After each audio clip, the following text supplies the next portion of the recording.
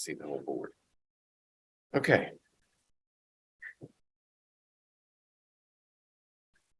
I hope things are not going to be this difficult in the future. When Nate arrives, we may get interrupted just to fix things, but for now, I'm going to share the PowerPoints. Oh, by the way, next week is spring break. The Monday after that, we'll go in the lab for the Ka of acetic acid. So that's the one you need to prep for 2 weeks from today. And we're going to cover 2 chapters, 14 and 15. Both of them are on acids and bases. 15 focuses on equilibrium, but it's a short chapter. So in the interest of continuity, I've incorporated both of them together. But the documents that you have available, if you were here in hard copy and in Brightspace, are in separate modules. So you have to look for both of them. There'll be separate PowerPoints, review documents, and work problems. And I'm keeping them that way primarily because it started that way. I had these 2 chapters, separate presentations and exams in the beginning. But I want to be able in the future to separate them if I so desire. So that's why they're staying as separate chapters, but they're both together for this exam. Okay. So let me share. I just hope everything that I see here is in a recording stream somewhere so I can compile it later.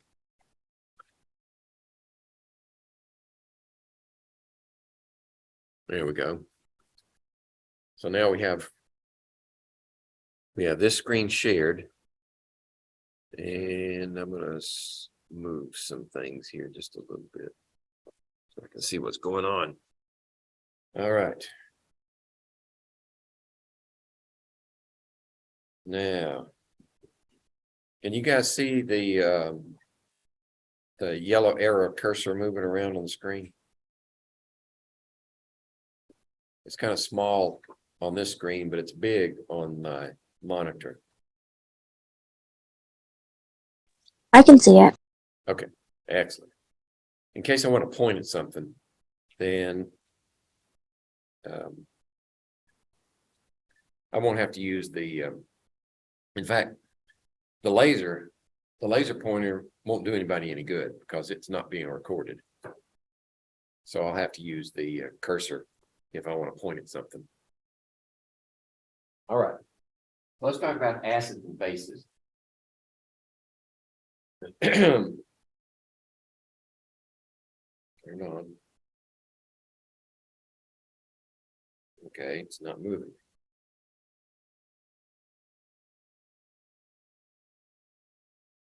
There it goes. All right. We're going to talk about first, and this is in historical order, the Arrhenius concept for acids and bases. Arrhenius was, I think he was a Swedish chemist, and he proposed a concept of acids and bases referencing the parts of the molecules that were contained in the molecule and dissociated upon addition to an aqueous solution. So in Arrhenius concept, the acid had at least 1 hydrogen. Sometimes there's more than that, but for our purposes here, we just say 1. And when you put it in solution, he said that the hydrogen ion dissociated from the rest of the molecule, and it left all the electrons behind. So this is essentially a proton in solution. This was Arrhenius' concept of the acid. His concept of the base said that bases have hydroxyl groups in their makeup. And when they enter solution, you get that form, that form, and the hydroxyl separates. So essentially, Arrhenius was saying the only way you can get an acid or a base is if the hydroxyl or the hydrogen ions are in the molecule to start with, then they dissociate. And for over 90% of the cases, this is true still. The problem arose when methods of detecting acids and bases in solution were detecting basic solutions where the molecule did not have a hydroxyl. Okay, so what we were seeing was when you put ammonia in solution, in aqueous solution, you were getting a basic solution, but there's no hydroxyl there. Okay, so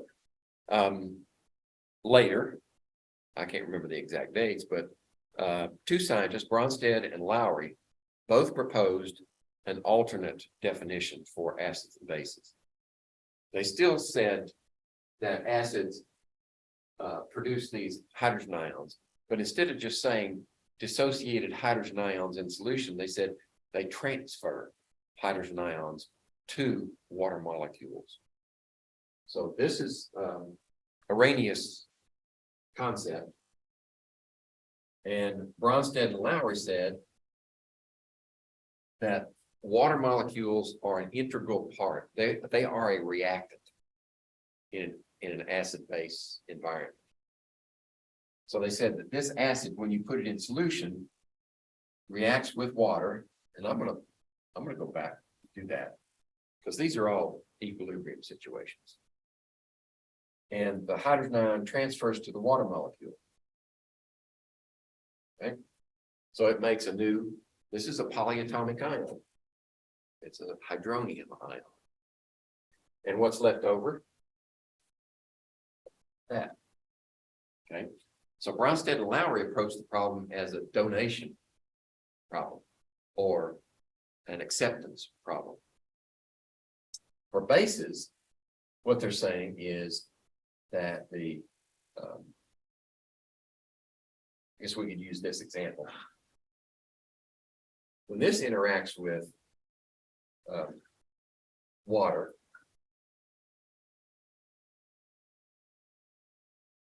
we don't even talk about the hydroxyls in this environment, in Bronsted-Lowry's definition. We talk about proton transfer, hydrogen ion transfer only. So who's transferring the protons? Well, now the water is transferring a proton.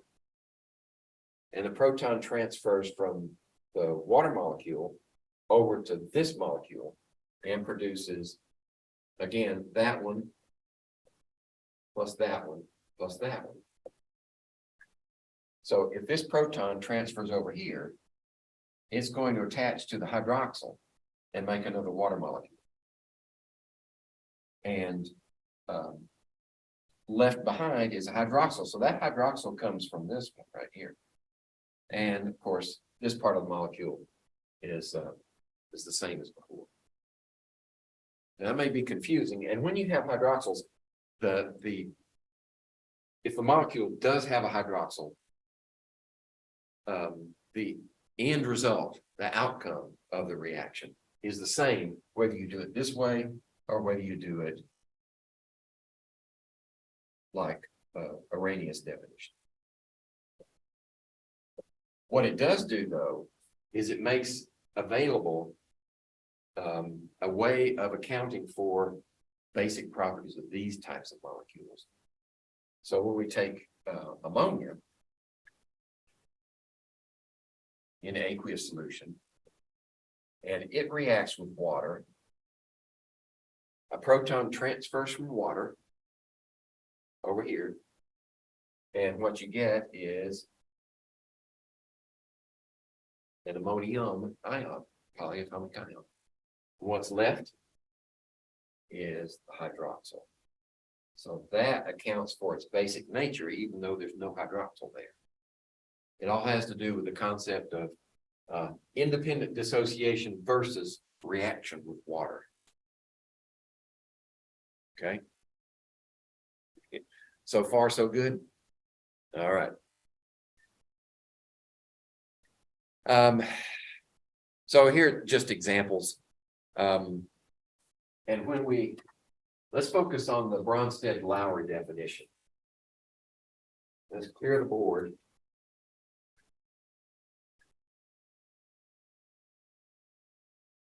And we're going to encounter some new definitions required.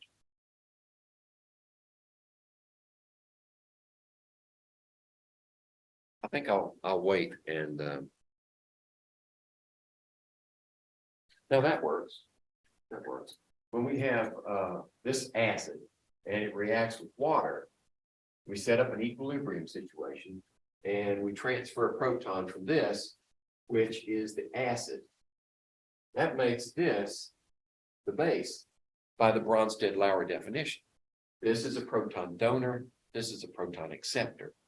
And by definition, that's an acid and that's a base. So in this case, water is a base. It accepts the proton. So we have myself there, and we have this hydronium. Okay. Now, I've got another slide for this, but stream of consciousness. When this acid donates its proton, it produces a conjugate. In other words, they're related, a conjugate base. Now, theoretically, this species could accept a proton. As it turns out, it doesn't like protons, right? But still, by definition, it's a conjugate base. That's why this is a strong acid. Because when it gives up that proton, it doesn't want the proton back. It wants to completely dissociate and stay like that. So that makes it a strong acid. Other examples where you have a weak acid and reacting with water produces a conjugate base here plus the hydronium. But if this is a strong acid, this is a weak acid, then it produces a conjugate base acid, a conjugate base.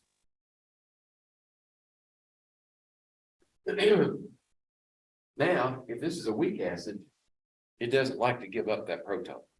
It will give up some of it and over this way. But based upon our understanding of equilibrium, it really wants to be over here. In other words, this is the favored direction for that reaction. It wants to be there. This is the favored direction for that reaction. So it still produces a conjugate base, but this conjugate base has a strong attraction for protons. So it wants to be over here. Okay. That's an understanding based upon Bronsted and Lowry's definition of acids and bases.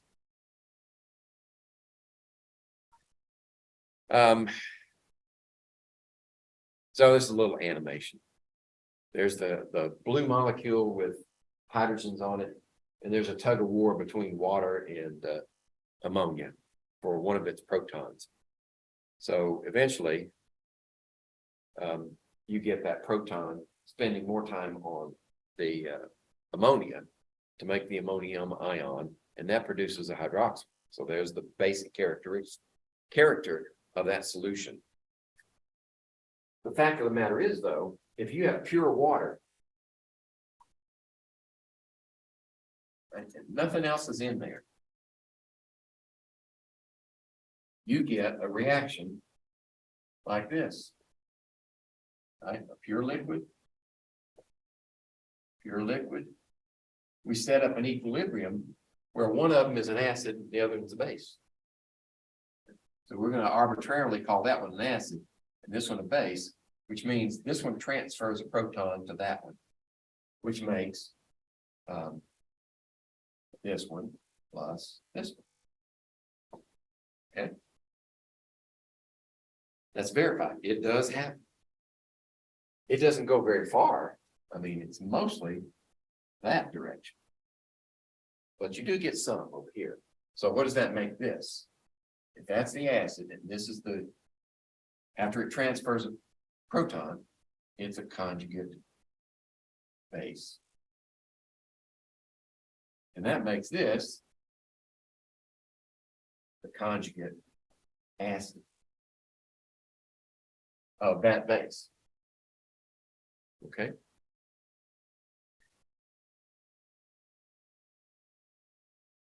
These are some deep concepts here. If nothing else, they're new. Okay, so we've defined our acid base in the Bronsted-Lowry environment.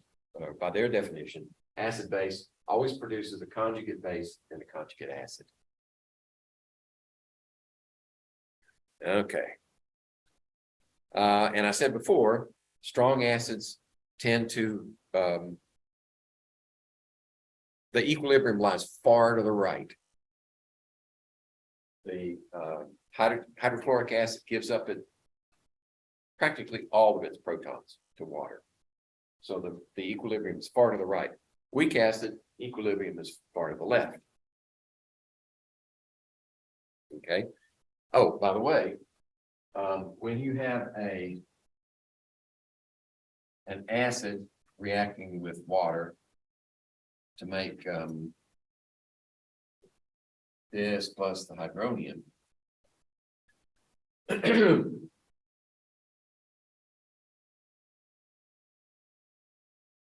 lost my train of thought. Let me go back.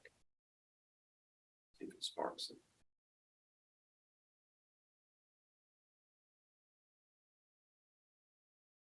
Oh, I was going to make a point. Strong acids are far to the right, weak acids are far to the left.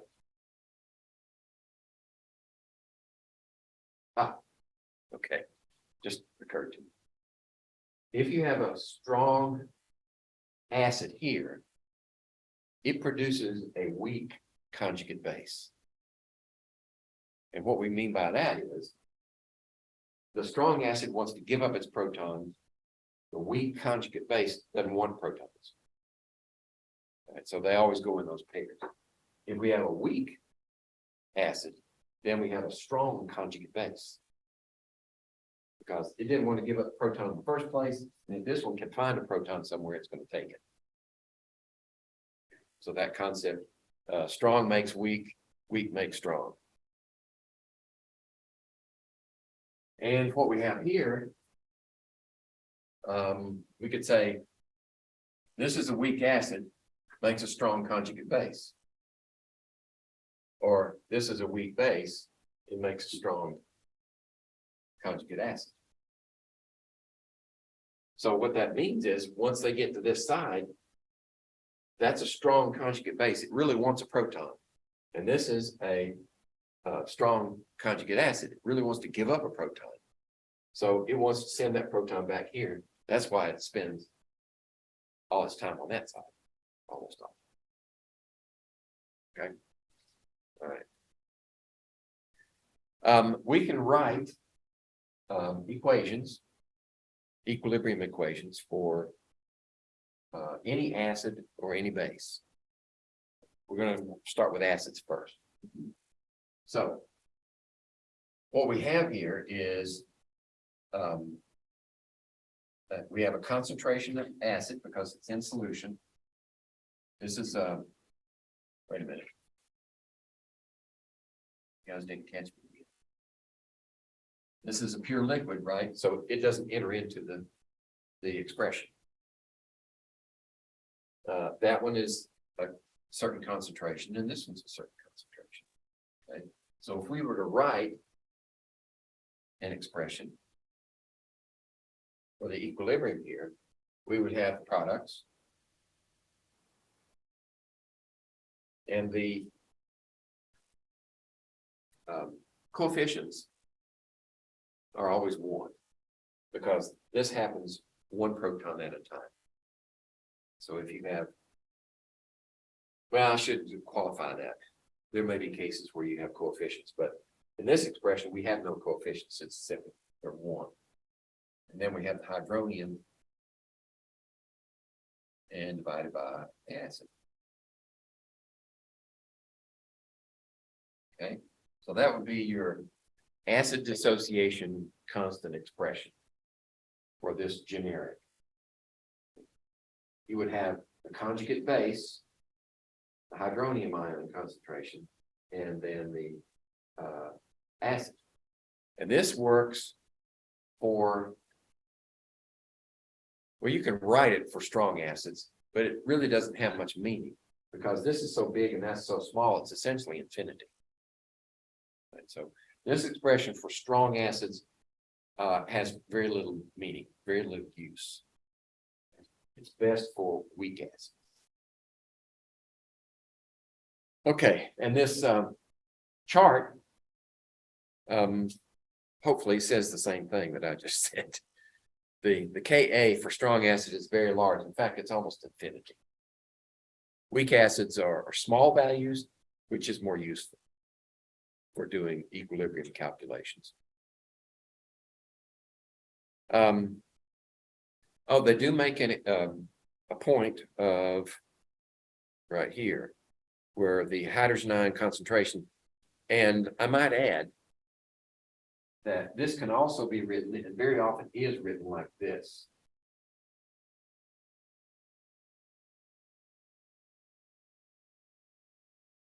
For simplicity's sake. Instead of hydronium, we write hydrogen ion, and that's based on a reaction where we're saying that HA in aqueous solution produces a hydrogen ion plus the conjugate base. Now we know in reality that's not what happens. It is a transfer. Hydrogen ions never exist as free floating in solution. They're always attached to something. But for convenience, we say this very often. We just substitute the hydrogen ion for the hydronium. Right? But it means the same thing, and the number is exactly the same size. Okay, so that's what this means. The initial concentration of acid is equal to the hydrogen ion concentration in solution. So if the initial concentration is equal to this one, then this one's all gone. And anything divided by 0 is infinity. Okay. All right. And the last row in that table expresses the same thing I did with a weak acid produces a strong conjugate base, and a strong acid produces a weak conjugate base. Now, what we're going to do with that later is, once we have access to this information where we say, okay, suppose, this is a teaser, suppose we put that in solution independently, without this first, we just put that in solution from a weak acid. This is a strong base, right? It's going to go hunting for protons. Where's it going to find them? Water molecules. Right? So if you put this in solution independently, then it's going to find a proton from water and make this plus that. Okay. So if you put this in there without the hydrogen ion, it's not an acid now. It's the conjugate base. Get that conjugate base into solution independently. Then it's going to take a proton. Now it's a strong conjugate base, right? Comes from a weak acid. It's going to take a proton from that water and produce and the equilibrium is going to be far to the right. and it's going to produce a basic solution. Okay. Circular nods. Yeah. Okay. We'll talk about that in more detail in a few minutes. But I thought stream of consciousness, maybe I ought to make that point now, and then it make more sense once we get there. Okay. So this process where water reacts with water is, by one definition, autoionization.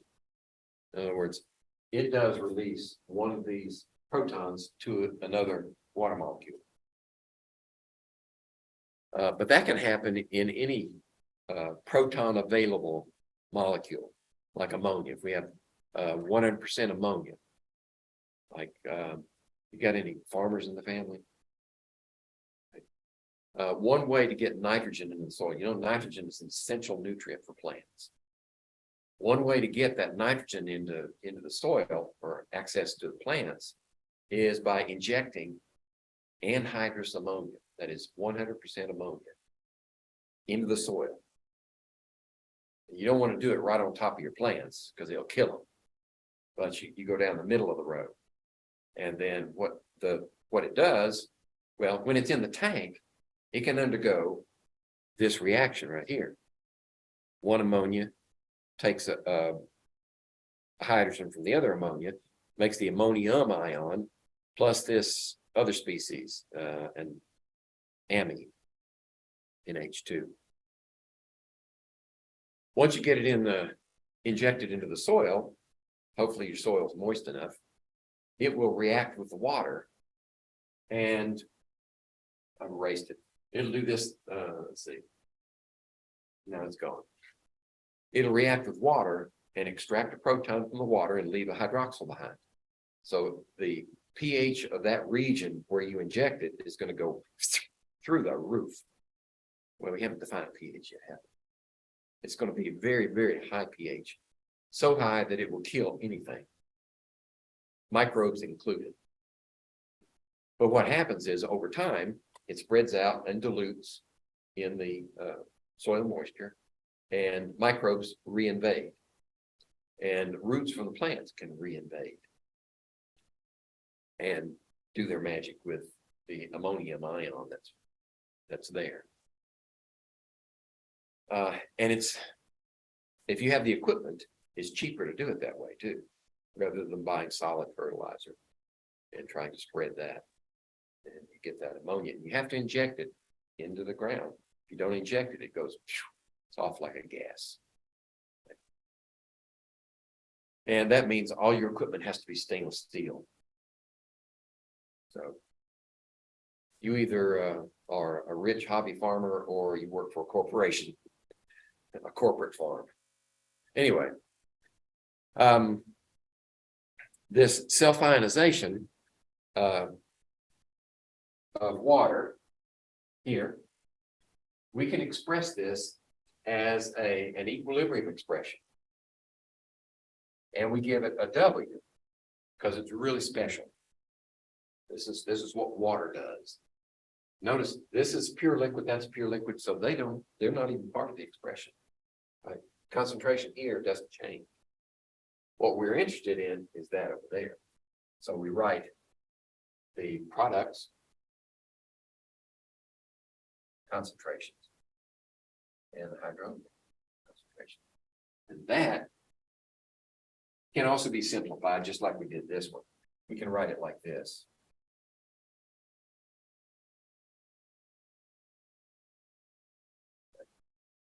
And at 25 degrees, the value for this is 1 times 10 to the minus 14. Right. So it's a very small number. That means it's mostly that direction. Very, very small amount this way. But no matter what solution we make, acid, base, neutral, doesn't matter. This reaction is always occurring. Always, no matter what else is there. Now, if we put a strong acid in there, the dissociation of acid is to such a great extent, it overwhelms this reaction. Right? So this one becomes insignificant. This is only significant when you have very weak acids involved. Then this one becomes a competing reaction. And then we have to decide, which one is, which is the one that controls the acid content of the solution or basic content. Okay.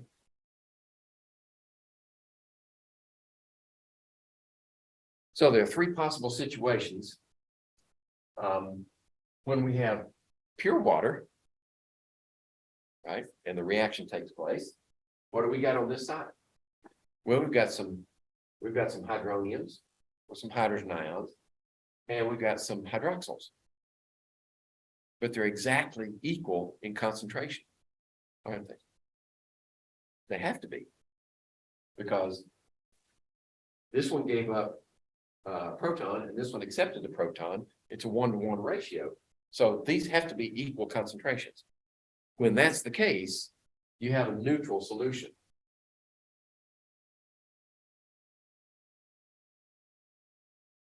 Where you have equal amounts of hydrogen ions and hydroxyls. If, however, we put some acid in there, like hydrochloric acid, and let it dissociate, then it produces more hydroniums, hydronium ions than the hydroxyls that are there. And when that happens, we have an acidic solution, right? We have an excess, the balance is shifted toward hydrogen ions. If we put a base in that solution, no matter what it is, it will produce more hydroxyls than you have hydrogen ions, and you have a basic solution. Okay, we can detect that by various means. You can use semi-quantitative with pH paper, right? Multiple range pH paper. You stick it in there and it turns a color. You compare it to a scale, and you can get within a pH unit. Right? I have to define what pH is in a minute. Or if you have a pH meter, the good ones, you can determine the pH to 3 decimal points. You get really, really accurate. I think our student meters will go to 2 decimal points. It's pretty good. Okay, so this is that reaction responsible for the equilibrium expression. And when we write that expression, oh, excuse me, no, that's not it. This is an acid. This is this one right here, Ka. So you have the conjugate base, you have the hydrogen ions, and you have the undissociated acid in the denominator. And that value is Ka. That's the one that we're going to calculate 2 weeks from today when we go in the lab. We're going to use a pH meter. We're going to titrate the acid with base, and we're going to watch the pH value, record the pH values with every increment of base that we add, and we'll get a curve.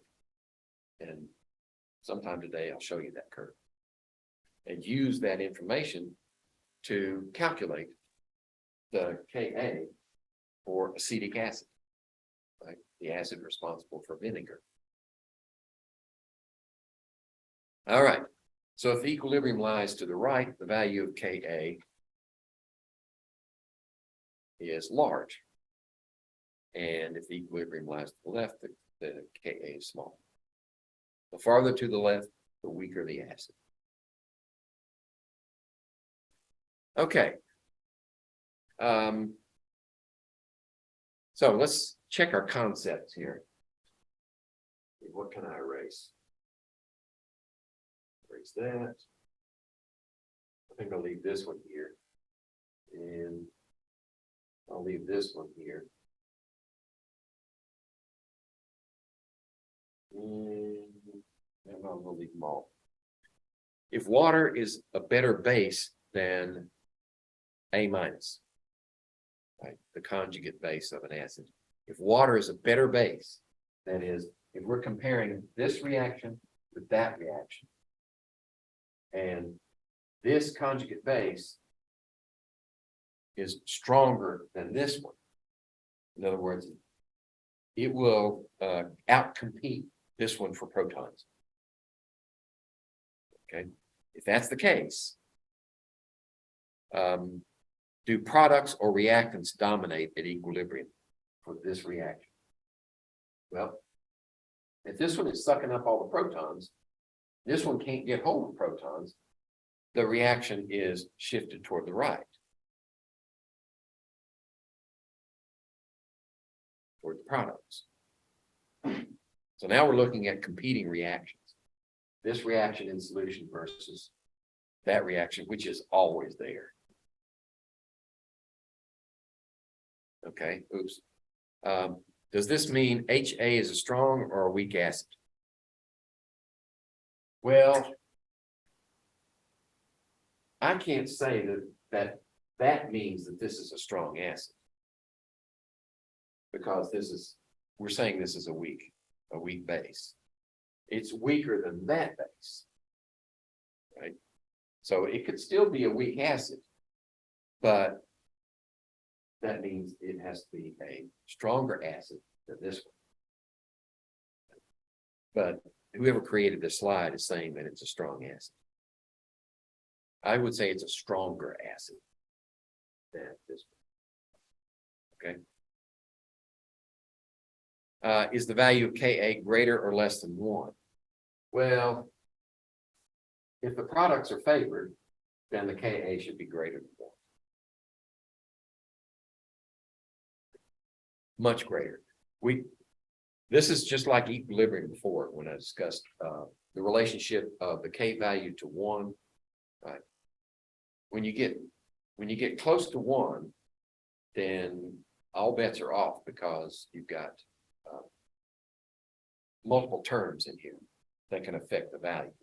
So I'm not comfortable with saying exactly 1 is a certain type of acid, greater than 1, less than 1.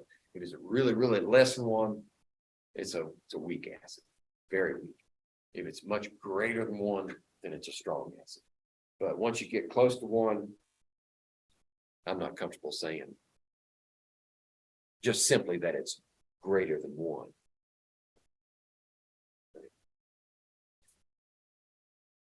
Okay. Consider a solution. I guess I'm going to have to erase some of these.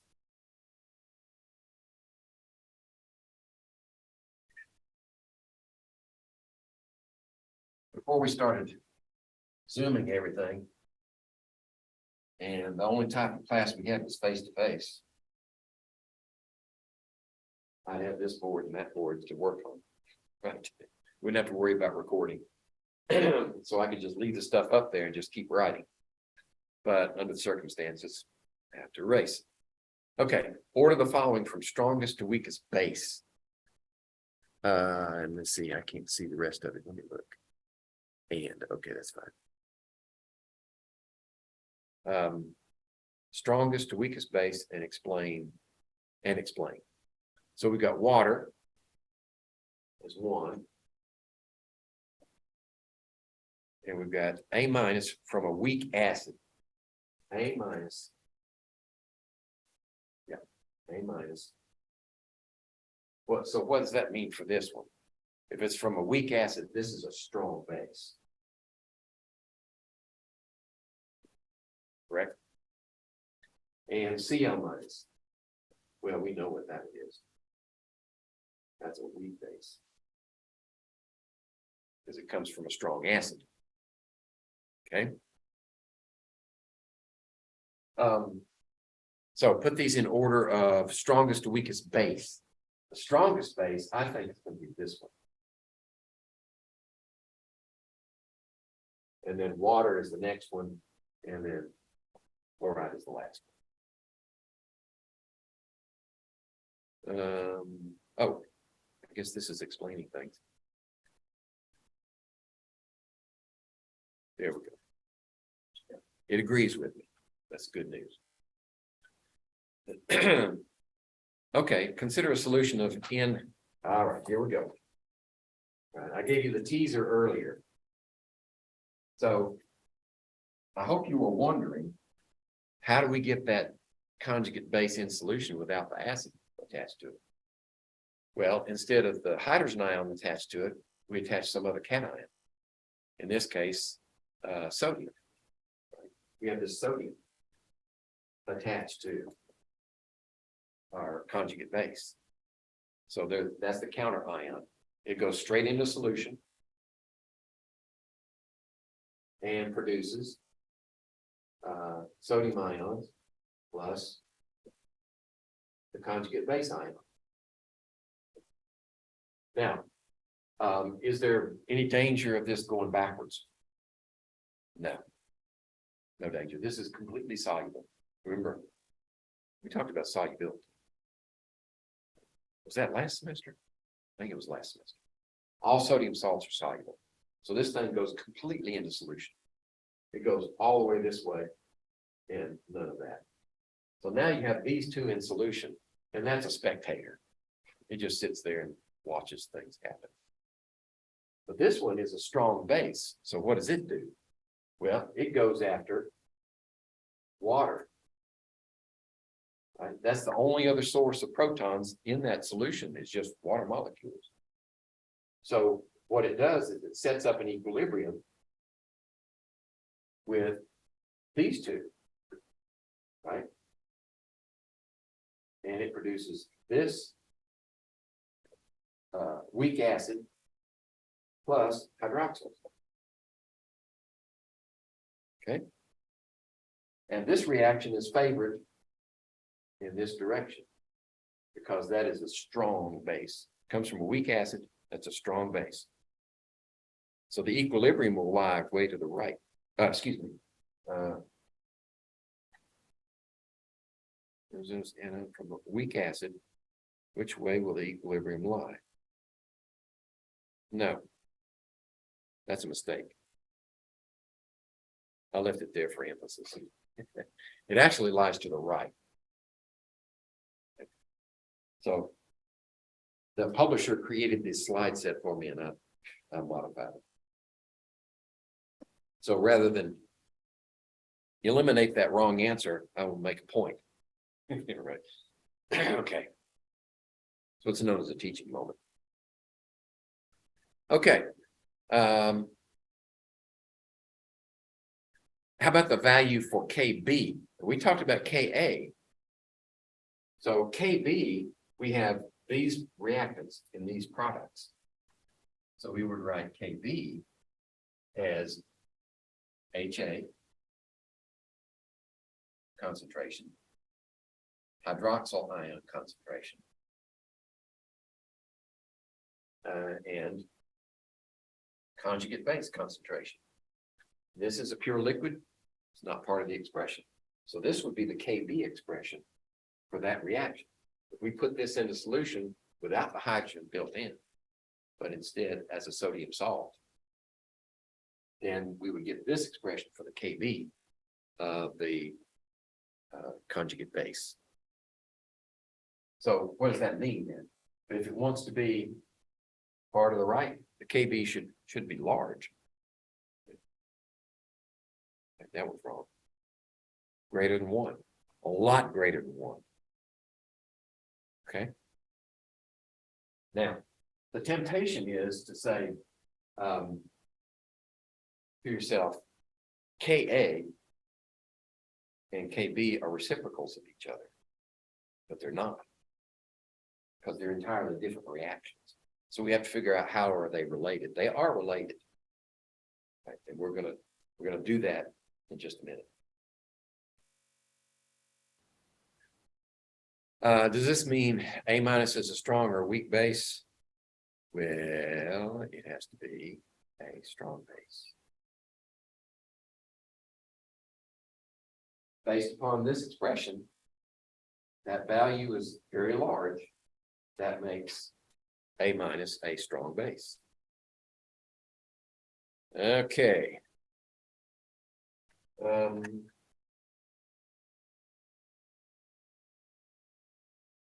I'll draw it again if I need it. Acetic acid, that's the one we're going to be playing with. And HCN, how do we name that? Remember nomenclature? How do we name acids? There's no oxygen there, so we don't say hydro. So we look at the anion part of the molecule. So what is this? It's a polyatomic ion, which is cyanate. That's the cyanate ion. And H become X. So this is cyanic acid. Okay. And acetic acid. That.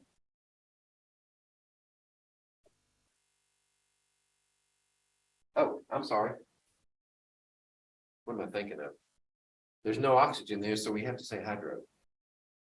It's like HCl, hydrochloric, hydrocyanic. Forgot my nomenclature. No oxygen, so it's hydrocyanic. But this one has this has oxygen in it, so it's only acetic.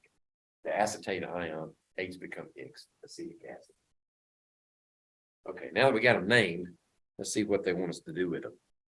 Acetic acid is stronger acid than HCN. So when it dissociates, and I'm going to use the abbreviated form here. When it dissociates,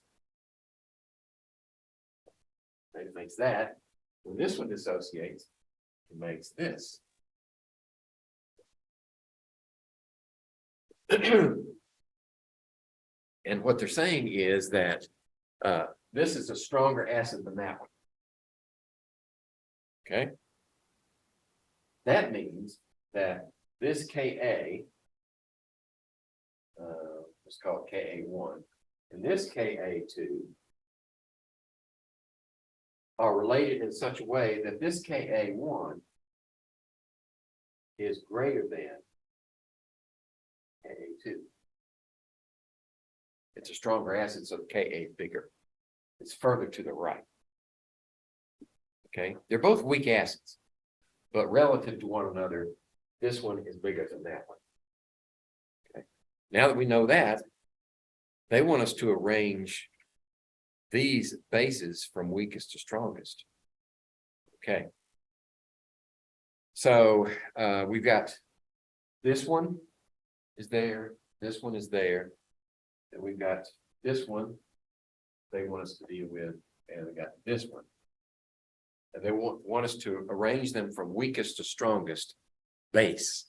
So which one has the strongest attraction for hydrogen ions? Okay. This one's going to be the weakest one. From weakest to strongest. Wrong direction. The other way. Weakest. So which one's going to be the strongest? Well, maybe you need to know something about them. This is probably the weakest of all. So it would be the strongest base. The Cn minus would be the strongest base. And then the acetate be the next strongest base, and then water. I think.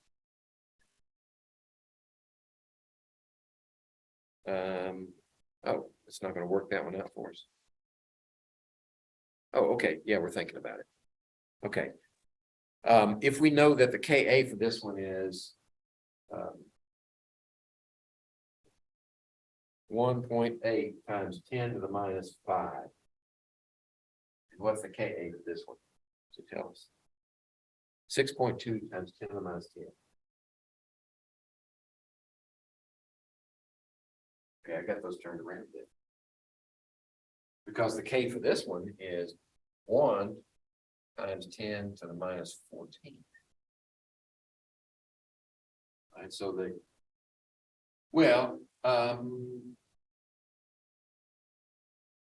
We're not talking about the hydroxyl here. Right? We're talking about that. So this one really doesn't want hydrogen ions. And this one, those are in the correct order. This is a stronger conjugate base than that one, right? Because it's a weaker acid. Okay, we got that figured out.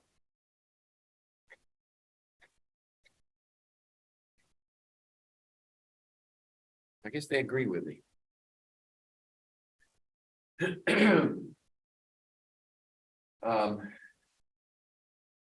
So we're comparing apples and oranges here, really. It would be better if we could calculate the KV for this one and the KV for each one of them. Then you could order them by actually quantitative numbers. These are Ka, so we're having sort of semi-quantitative approach. Let's move on. It'll take a while for it to sink in.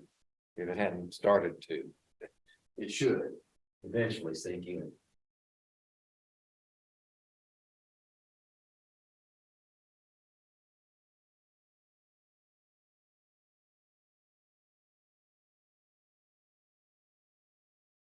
All right. What about the K for a reaction where you have an acid, a weak acid, with the conjugate base of an acid? How do you deal with that one? So this reaction that they're explaining here, trying to quantify, right, there's a weak acid, there's the conjugate base of a weak acid. And we're going to transfer to here. And let's keep them in order. We have this one left. Is that the way they write it? Yeah, that's the way they write it. I left out aqueous because they're all in aqueous solution. Jeff. Okay. So the question is, what's the K?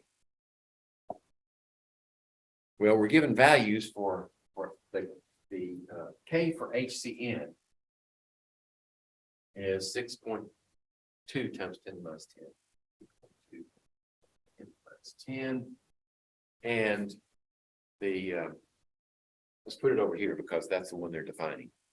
The Ka for this one is 7.2 times 10 to the minus 4. So they're both weak acids. This is a weaker acid than this one, based upon those values. Okay. So, and we would write the K for this entire reaction as what? K for the reaction is cyanide ion HF over HCN divided by F minus. That would be the expression for that reaction. Now we could use Hess's law. We could take the acid reaction for this one and the acid reaction for that one and set them up. And then we would have to flip this one, right? Put it on the correct side. And then add the values together. Let's see, is that what we're going to do? So the HCN is very small, strongly driven toward this side.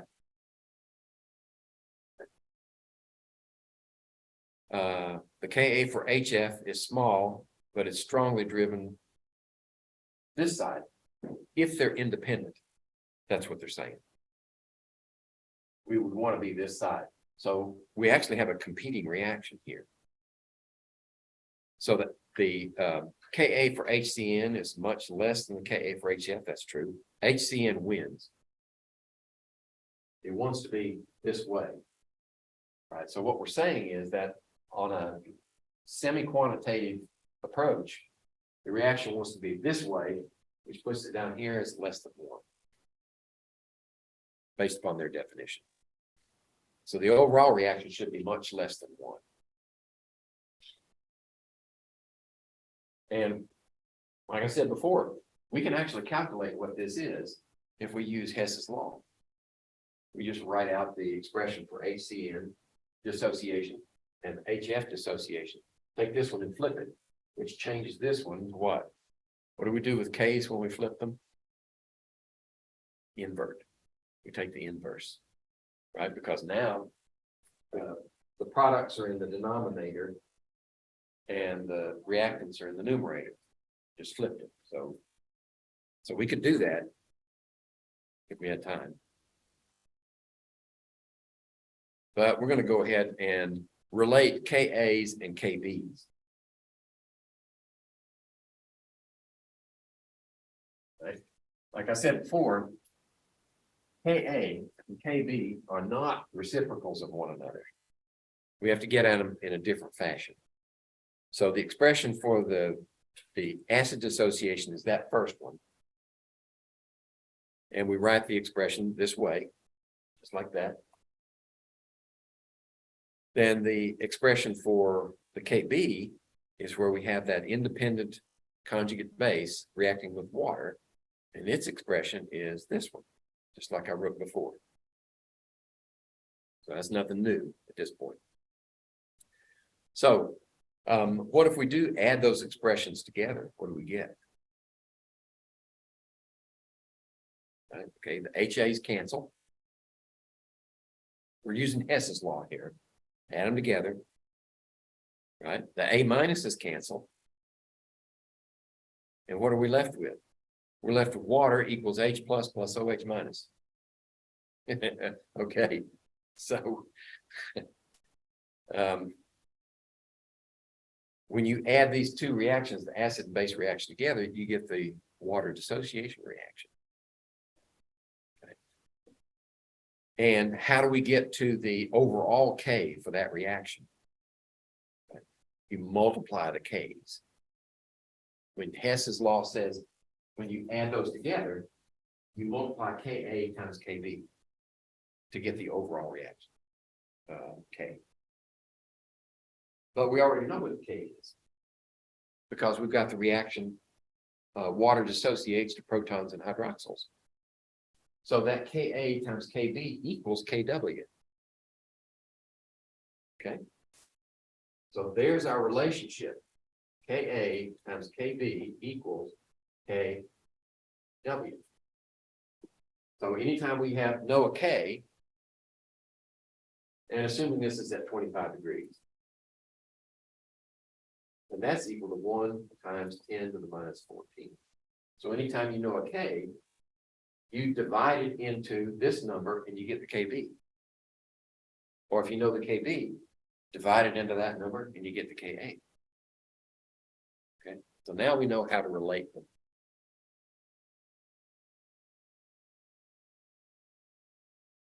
Okay. And that's what that's saying. I wish I could make that bigger, but it won't go any bigger than that. I tried zooming it, but that's maximum zoom there. Okay. So calculate the value of K for this reaction. That's the same reaction that we were looking at in the slide before, where we had hydrocyanic acid plus fluoride ions yields cyanate ion plus HF. There we go. So there's the dissociation of hydrocyanic acid. And this is the HF dissociation, but it's the wrong direction. HF is on the wrong side, so we need to flip that equation.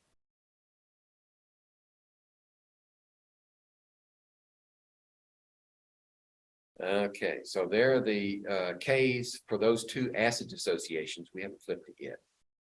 There we go. We need to invert HF reaction. There we go. So in this case, we do invert the equation, or invert the K, based upon our rules from equilibrium in the last chapter. So now, on the next page, next slide, we're going to combine the two reactions. Okay. And when we do, the hydrogen ions cancel. Right? We put those two the HCN dissociation and the inverse of the HF dissociation. We put those together, we added them together, and they each had hydrogen ions, but one's on one side, one's on the other, so they cancel. And we get our target equation. Now, what do we do with the K's? Well, the K for the reaction is the K for the HCN dissociation times the inverse of the K for the HF reaction. And there's our K. 8.6 times 10 to the minus 7 is the actual value for that reaction, the K value for that reaction. And we postulated that the value should be less than 1. And it is.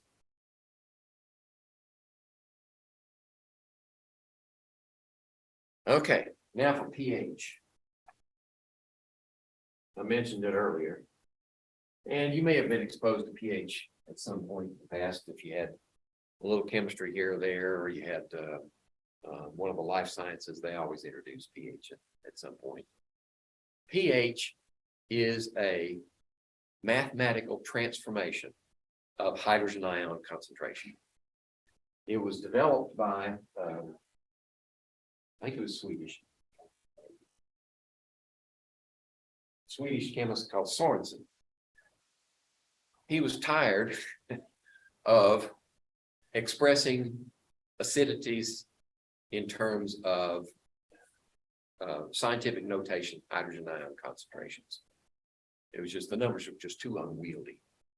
So he came up with this thing. He said, okay, I'm going to take the hydrogen ion concentration and turn it into a simpler number. I'm just going to take a log of it. Okay. So we know how to work logs. This is base 10. So the log of this concentration will be the power of 10. That gives you that number. Okay. But since these are usually something, let me use different, something times 10 to the minus numbers, that gives you a minus value here. So he said, okay, I'll just put a minus there. Now my values are pluses. So this is Sorensen's definition, is mathematical transformation of hydrogen ion concentrations to lead to pH. It's always a small p and a big H. If you put a big P and a big H, it's wrong. It's got to be a little p and a big H. Or if you put a big P and a little h, it's wrong. Okay. So what we find, let's use an example. Let's say we have, let's just use water. 1 times 10 to the minus 14. Right? What's the negative log of that? Well, the log of 1 is 0. And remember the rules for logs. The log of a product inside the parentheses is the same as the log of one term plus the log of the other. So the log of 1 is 0 plus what's the log of this one? So we can ignore that part. What's that one? Well, 10 to what power equals 10 to the minus 14? Minus 14, right? But then we have a negative here. So now it's 14. So this would be, this is not the pH. This is the pKa. Because we were using the Ka value, 1 times 10 to the minus 14. All right, what would be the concentration of hydrogen ions? I should have used that before. Let's do that. I'm getting ahead of myself. If this is pure water, and you've got dissociating into that and that, okay? Well, if the pKa is 10 to the minus 14, how did it get there? These have to be equal. Okay? So that means this is the result of 10 to the minus 7 times 10 to the minus 7. Right, that one and that one, molar. Okay. They have to be equal. So now we know in a neutral solution, this is 10 to the minus 7 molar. And by the way, this concentration, since it's in square brackets, is molarity. So now we say, what would that value be? Well, it'd be a minus 7 or plus 7 pH. So as long as it's the hydrogen ion concentration, we can say that's pH. Okay, that's neutral solutions, pH 7. What if we put a little bit of acid in there? Which way would this number go to make hydrogen ions concentration? It's a minus 7, which is bigger than a minus 7? A minus 6, minus 5. Okay. You get bigger. The smaller, if we make this one, this is minus 7, so bigger than minus 7 is minus 4, 3, 2, 1. So if we say it's minus 6, and we do the minus log of that, this would be plus 6 pH. So the point is, as the hydrogen ion concentration increases, the pH decreases. So if we put that on a continuum here, this would be pH 7, neutral. Right? Remove some of the clutter. So if this were acidic side,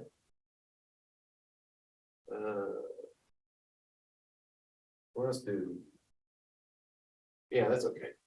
And this is the basic side. The acid side, then pH 6 would be more acid. pH 5, 4, 3, 2, 1. And the other side would be 8, 9, 10, 11, 12. Would be more basic for the pH concentration. That would shift the balance toward hydroxyls. Okay.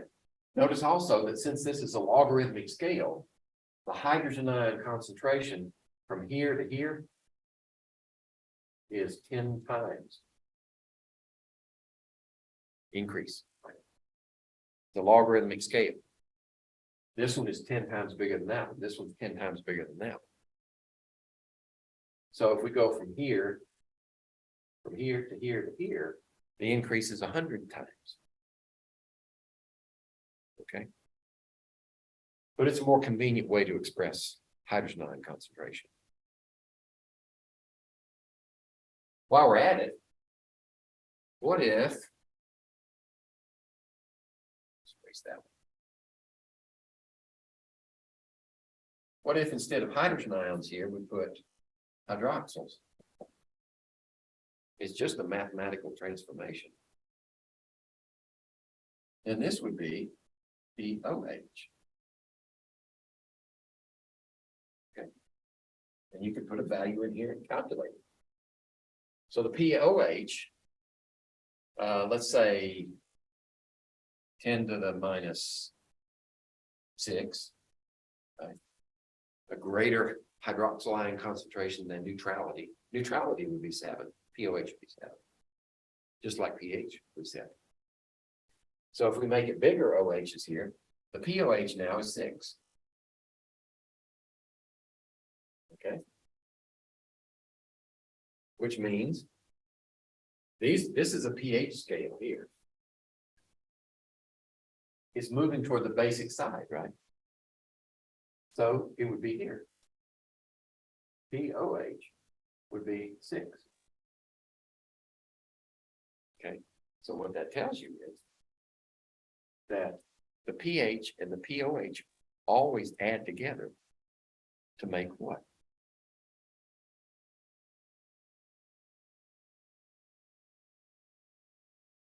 Always equals pKW, 14. Sometimes it's easier to do calculations that way than it is to put in the actual concentrations in scientific notation. We'll get to that again. Right, I'm just teasing you right here. All right. So I've already said that pH 7 is neutral. pH greater than 7 is basic. pH less than 7 is acidic. And the scale, you can do this calculation for any concentration. You could do it for hydrochloric acid, and you can come up with a negative pH. It's possible. Like we had, excuse me. If we had hydrogen ion concentration equal to, oh, I don't know, let's say we got 1 molar pH, it'd be pretty concentrated. So 1 molar hydrochloric acid. Right? So pH would be calculated as minus log 1. Okay. So 10 to what power equals 1? 0. Anything to the 0 power is 1. So this would be 0, and the minus has no effect. So in this case, 1 molar hydrochloric acid would be pH 0. Or let's say we have 2 molar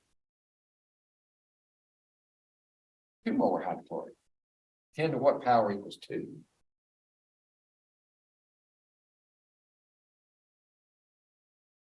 2, right? No, 10 to what power? What's the log of 2? I'm painting myself into a corner. Let's see. 2, and let's take the log of it. Yeah, come on. Here we go. 2 and take the log of it. Okay, 0.3. 0.301. 0.301 negative. So if the concentration were 2 molar, it would be a minus 0.301 pH.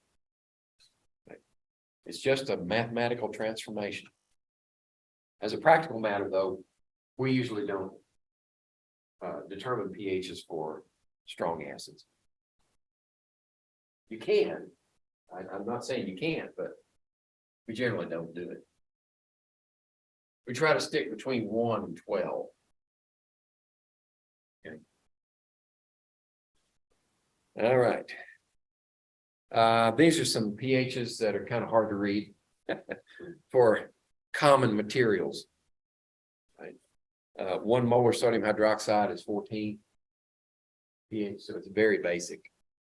1 molar hydrochloric right here is 0. We did that one. Battery acid's about 1. Stomach acid is pretty close to that. Depends on what. If you eat a meal high in tomatoes, like an Italian meal, it's going to be closer to 1. But normally it's about 2. Lemon juice is between 2 and 3. Vinegar's actually vinegar is a little over 3. It's more like 3.4. Black coffee, milk is just slightly acidic. And let's see, blood. You had anatomy and physiology, anybody in here? Okay, so what's the normal pH range for blood? Yeah, it's 7.35 to 7.45. Very narrow range. Right. That's important for good health. If you get below that, then you might be a diabetic in acidosis. They can go a lot lower than that. That's dangerous. That's why I wonder about these keto diets, if they're good or not. Oops. Was I going to say some more about, let's see, there's ammonia, household ammonia. It's about 12. Okay. That's enough of that. What's the pH for the following solution? If you know the hydrogen ion concentration, it's a simple calculation, right? 1 times 10 to the minus 4. So what's the pH of that one?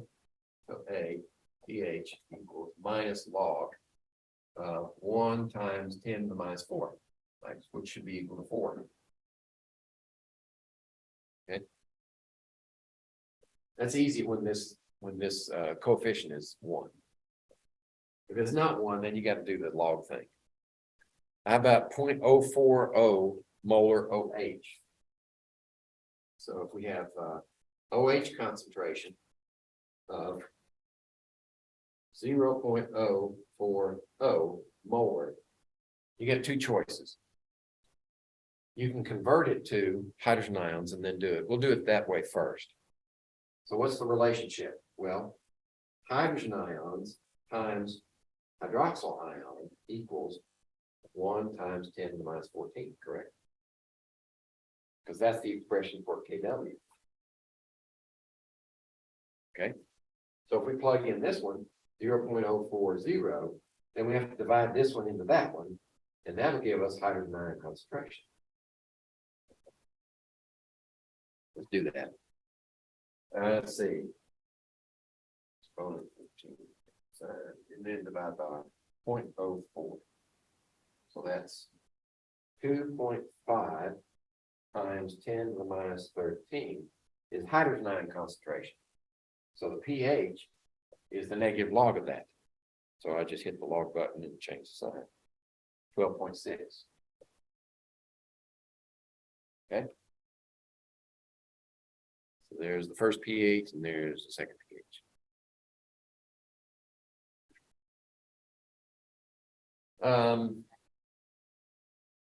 The pH of solution is 5.85. What's the hydrogen ion concentration? Okay, we haven't gone backwards yet. You know how to go backwards with a logarithm? Do the anti-log. 5.85. 5.85 is equal to pH. So that's equal to a minus log of hydrogen ion concentration. Correct? So we need to solve for this one right here. Well, first you have to get rid of that negative. You can't go backwards until you put that negative over here.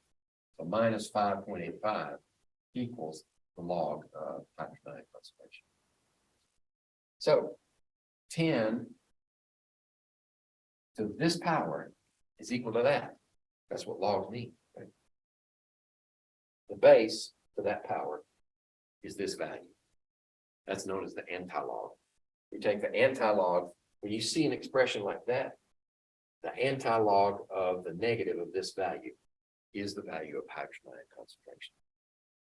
So we just say 5.85, change the sign, and then do the anti-log, 10 to the x on your calculator. It should be a shift up from the log key. And I get 1.4. Okay, significant figures. Significant figures where you're doing logarithms. The significant figure in this one is based upon how many decimals are to the right here. So it's 2 significant figures. Okay. So that's 1.4 times 10 to the minus 6 is the hydrogen ion concentration. Okay. We don't have time to explain why that is. Just take it on faith for now. The number of significant figures here dictates the number of decimal points here. It all has to do with logarithms. Okay, so there it is. Now we're going to relate pH and OH, POH. And this is the teaser I gave you earlier, so that we can calculate pH and POH without having to go through the scientific notation route. This is easier. So KW is that expression. What if we take the negative log of the whole equation? We can do that, can't we? If you do the same thing to both sides of an equation, then that's kosher in math terms, right? So if we take the negative log of the KW, that's the PKW. And the negative log of hydrogen ions minus, which is when you've got the log of a product is the log of one term plus the log of the other term. Okay. But since both of them have negatives in front, then we have to put a negative in front of that log of OH minus. Okay. So this just proves it. What we've got is PKW equals pH plus POH. Right? And we know what PKW is, 14. It's the negative log of 10 to the minus 14, which is 14. So pH plus POH equals 14. And if you know one of them, all you have to do is subtract it from 14 and you got the other one. So what's the POH of this one? Well, the simplest way to do this one, now that we know what we know, is what's the pH of that 1 times 10 to the minus 4? pH 4, right? So POH has to be 10. Okay. I think I got too many significant figures there. Right. Because there's only one significant figure in the hydrogen ion concentration. And the other one was the POH from 0.04. Well, you just do the negative log, right? Negative log of 0.040. And that's 1.4. Okay. That one's wrong too. That should be 1.4, not 1.40. Because there are only 2 decimal places. Well, no, that's right. 2 decimal places in this one. Yeah, 2 decimal places. 2 significant figures in the original. That's right. That's right. Yeah. Sorry. I don't mean to confuse you, but sometimes I confuse myself. All right. So pH of a solution is 5.85. What's the hydroxyl ion concentration of this solution? Well, if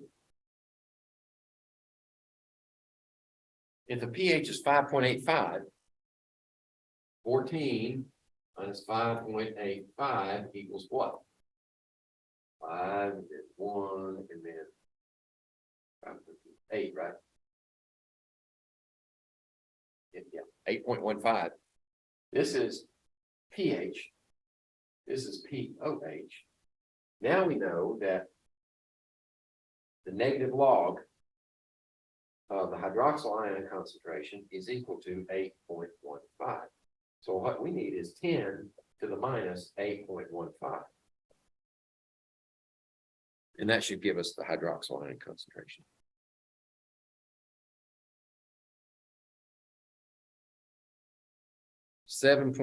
Let's see, 2 decimal places.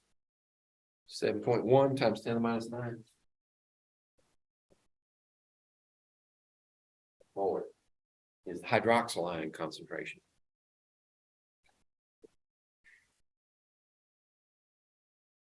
Okay.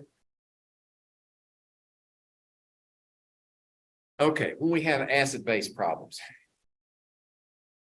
here's a procedure for learning how to proceed, because we're essentially talking about an equilibrium expression.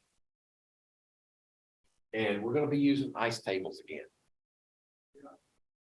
But the key here is to say, well, understand that all ice tables are not alike. You got to get the right ice table set up before you can solve it. So we've got to say, all right, first of all, what are the major species involved? When you throw all these things together in solution, what are the major components that have to be considered? And then we eliminate the ones that have little or no effect on the reaction. What's the dominant reaction? That's what we're looking for.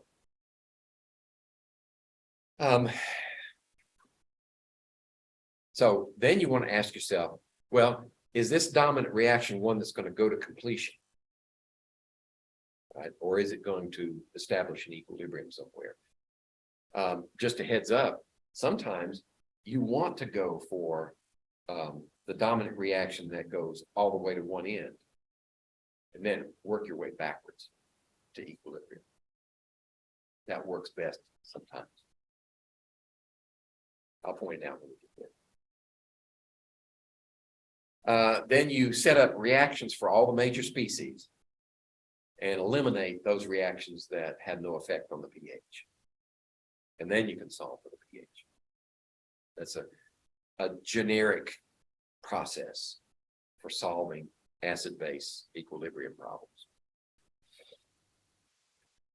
So let's consider something really simple first, like 2 times 10 to the minus third molar hydrochloric acid. What are the major species here? Well, hydrogen ions, chloride ions, and water. That's it.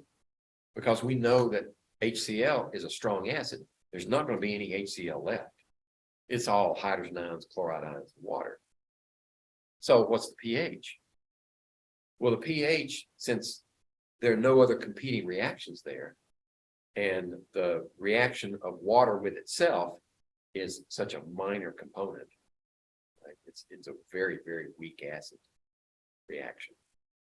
We know that the pH is determined by the hydrogen ions that are dumped in solution by hydrogen chloride. And we know its concentration is 2 times 10 to the minus third. So 1 to 1, we know that the hydrogen ion concentration is 2 times 10 to the minus third also. So we can calculate the pH from that. Now in my Chem 100 class, that's where we stop. That's it. That's all I need to know for 1 semester course, introductory course in chemistry. We're going to hop on the horse and ride off in every direction now.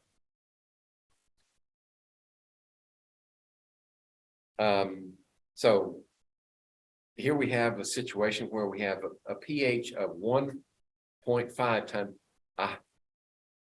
hydrochloric acid solution concentration. This one might give us pause.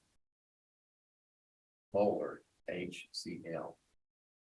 Okay, so we have taken 1.5 times 10 to the minus 11 moles of HCl and put it in a liter of water. What's the pH? Well, let's say, what species do we have? Well, we have hydrogen ions, we have chloride ions, we have water, okay, and none of this remains. So that's all we have. Okay. So the contribution from this is 1.5 times 10 to the minus 11 molar hydrogen ion concentration. Okay. What's the hydrogen ion concentration of pure water? Water contributes 1 times 10 to the minus 7 molar hydrogen ion. Okay, who wins? Water. Water has, have you heard me use orders of magnitude before? Orders of magnitude is a comparison of powers of 10. So a difference of 1 order of magnitude is either up a power of 10 or down a power of 10. So the difference here is minus 11 to minus 7, 4 orders of magnitude difference. So this is 10,000 times more concentrated than that one. Right? So this has no effect on the pH whatsoever. The pH of that solution is still, no, that's not right. Oh. Okay. I see what they're doing. We didn't get here by adding that acid. This pH was measured. That's the difference. If you measure the pH as this, then that's less than this one, which means the solution is basic. Okay. So what we have to do is take this one and determine the pH from that value, which will be 1.5, 11, and then take the log of that and change the sign. 10.8.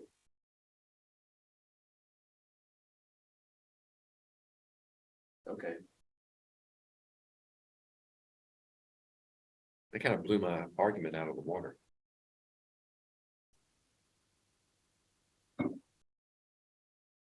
Blame it on the authors.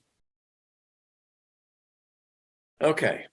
When HNO3 is added to water, a reaction takes place immediately.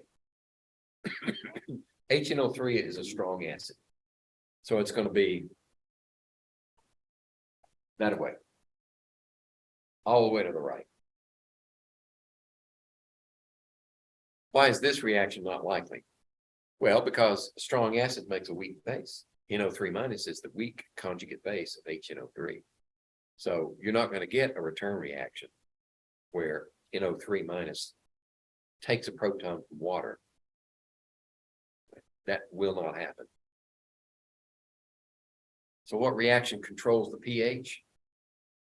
Well, you've got this reaction as possible, right? It's always there. Water with itself. But the question is water the major contributor to hydrogen ions?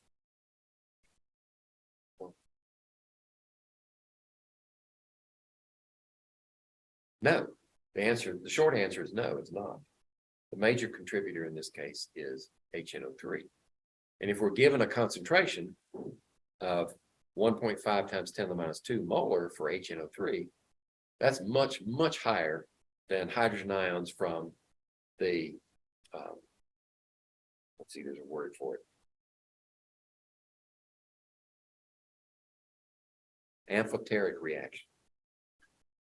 That reaction where you have water with water makes hydrogen ions, hydroniums, plus OHs.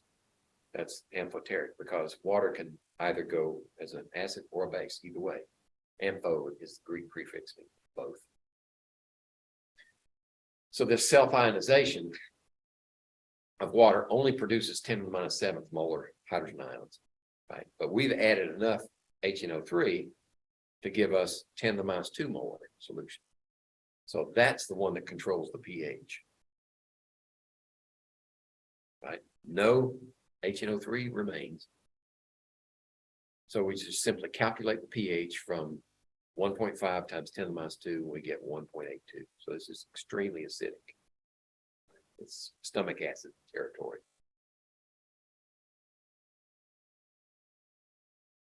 All right. So I think we beat that dog to death. Where's the horse? We beat that horse to death. So these green steps are just a restatement of the procedure for trying to determine the pH of a solution. You need to list the major species. Right? If you know it's a strong acid, then you know that none of the acid's going to be left. It's just protons and conjugate base.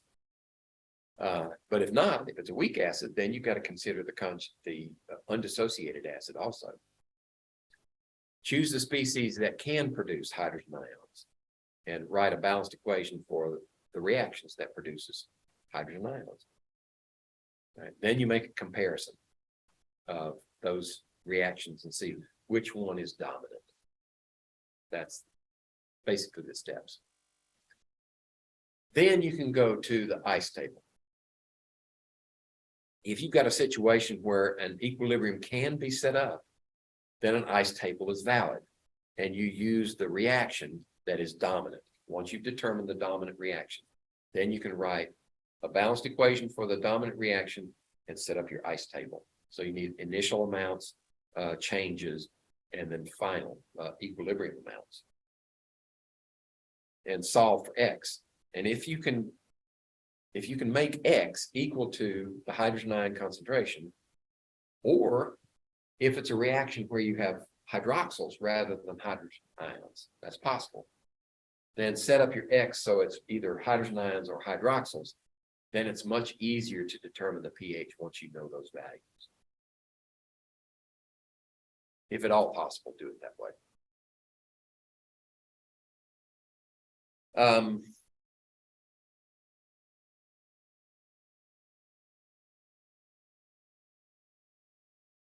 If it's a weak acid, if it's a very weak acid, then we can use the equilibrium trick where rather than keeping all your X values in there.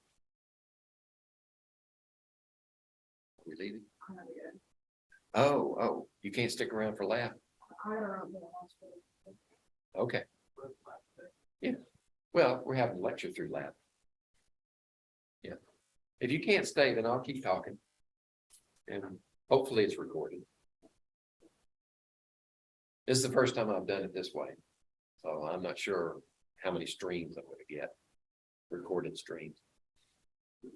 If I get all the ones I want, then I can recompile them into a video that puts that on one side of the screen and this on the other side of the screen.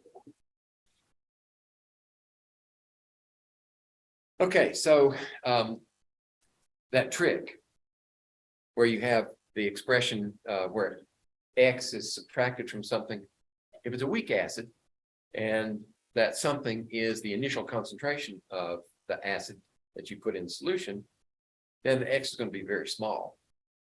And you can usually say that this, the initial concentration minus X, is approximately equal to the initial concentration. And then once you find your answer for X, that's not the only X term in your expression, right? That's just the one that'll get you in trouble with a quadratic. So we get rid of that one and then solve the equation for X. And then we put the X back into the expression and see if our K that we calculate from our determined X is within 5% of the known K. That's what that statement number 10 right here means. Use the 5% rule. Then if the value that you get is valid, if you're less than 5%, then you can take the hydrogen ion concentration that you get from the reaction and calculate the pH.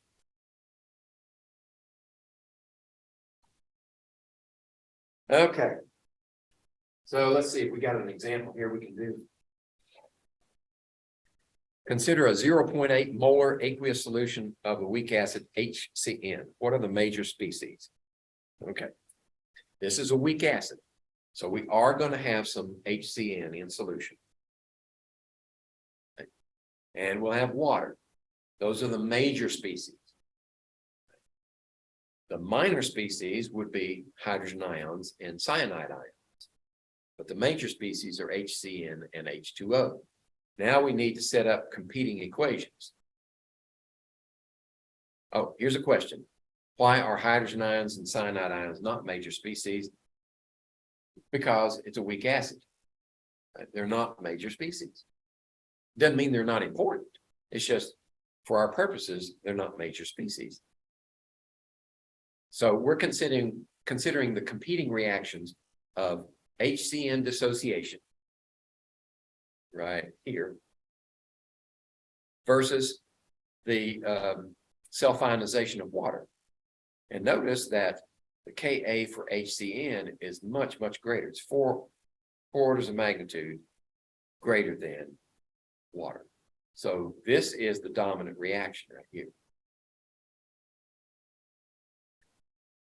So which reaction controls pH? That one. Okay.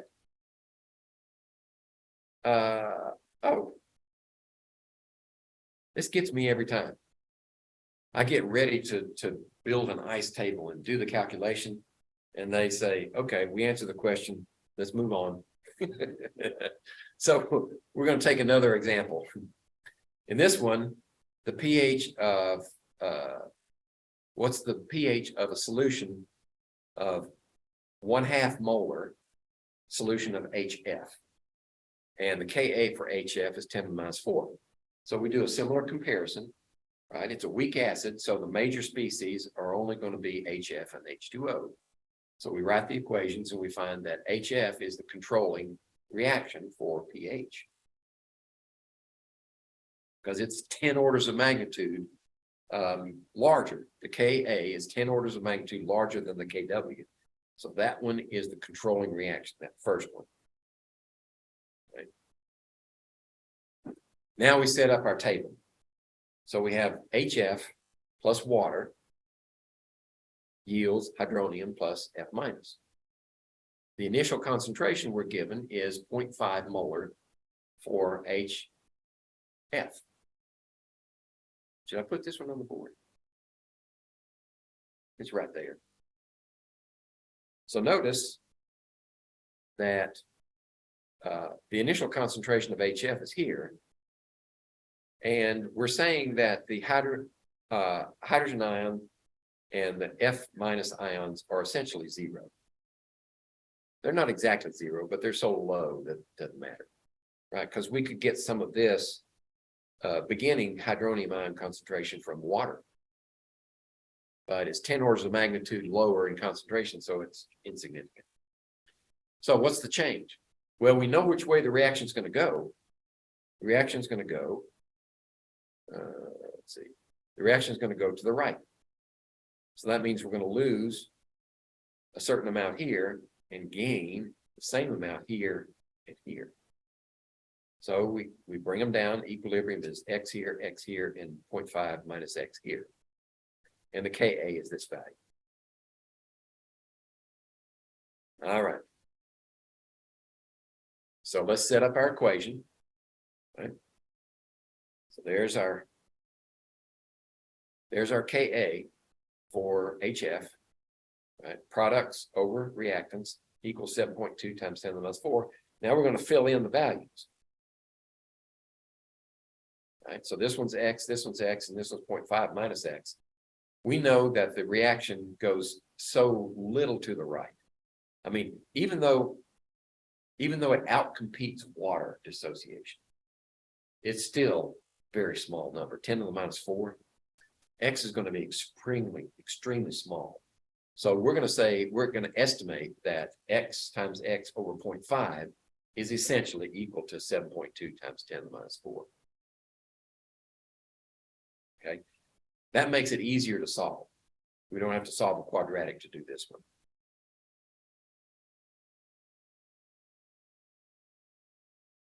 So what we've done is,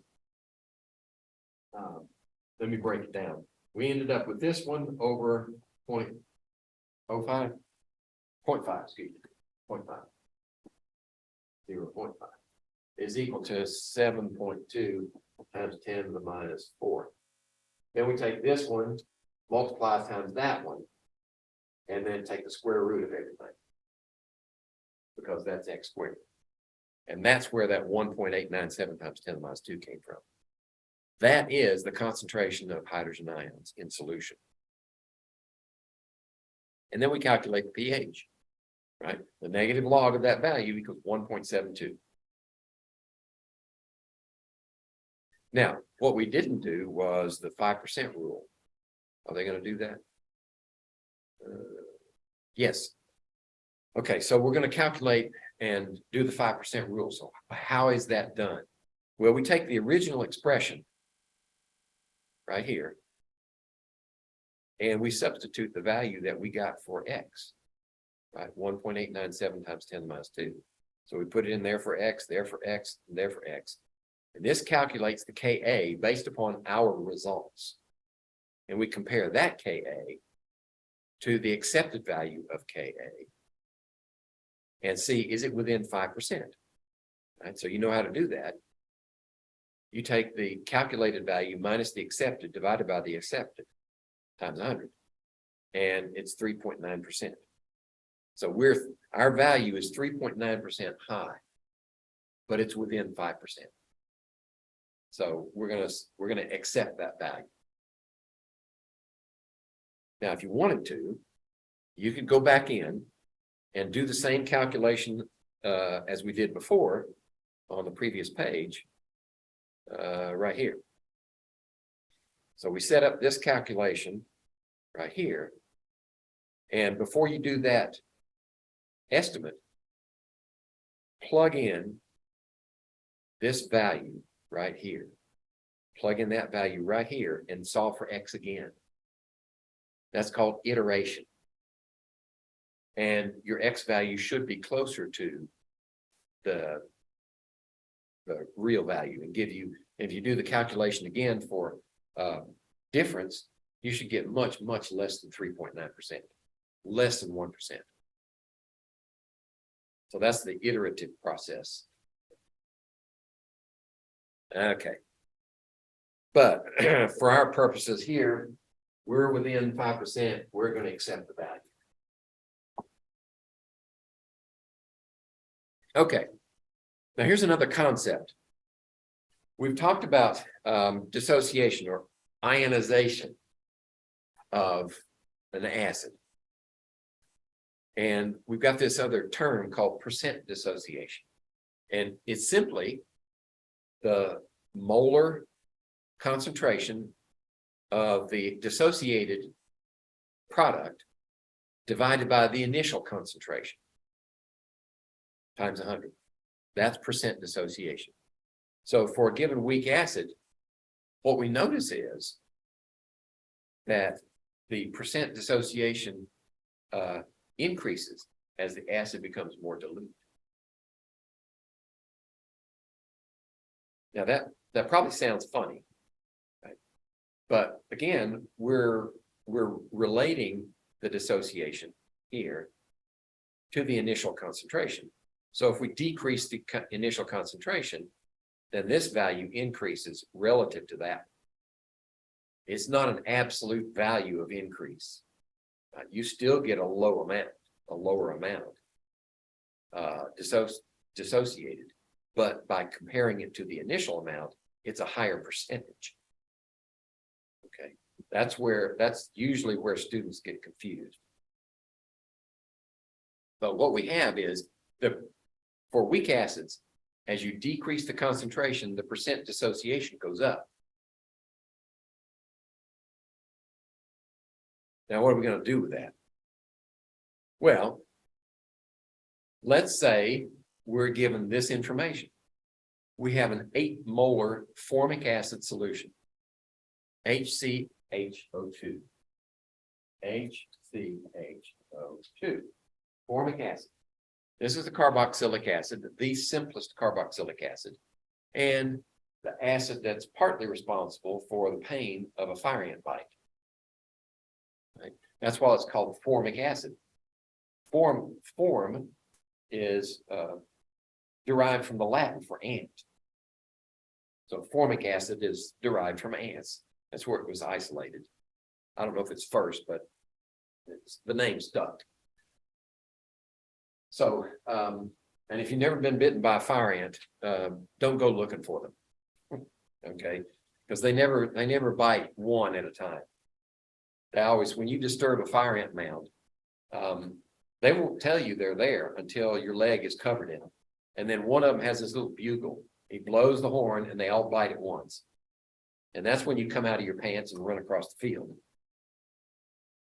I've seen graduate students do that too many times in Louisiana, where fire ants are a real problem.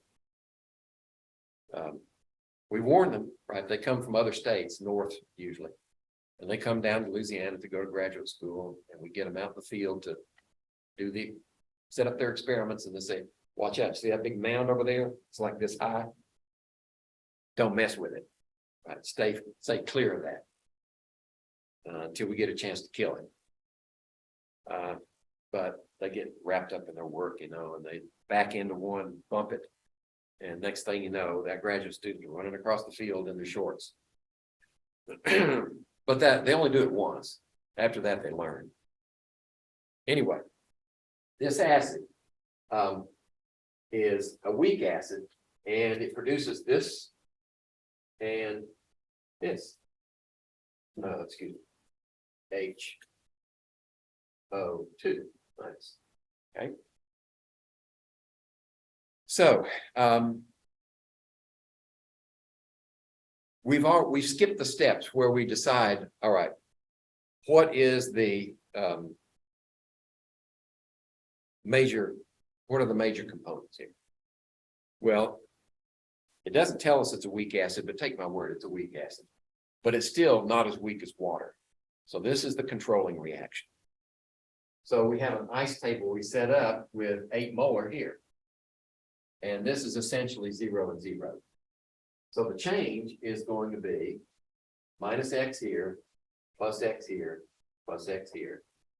And we get an equilibrium with 8 minus X here, X and X. Okay. But we're also told that it's 0.47% ionized. So we have to change this. We're told that it's 0.7 ionized, which means 0.7% of that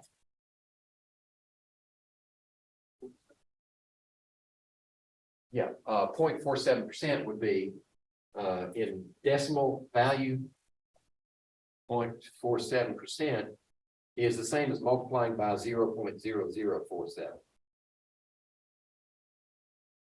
That's why, come on.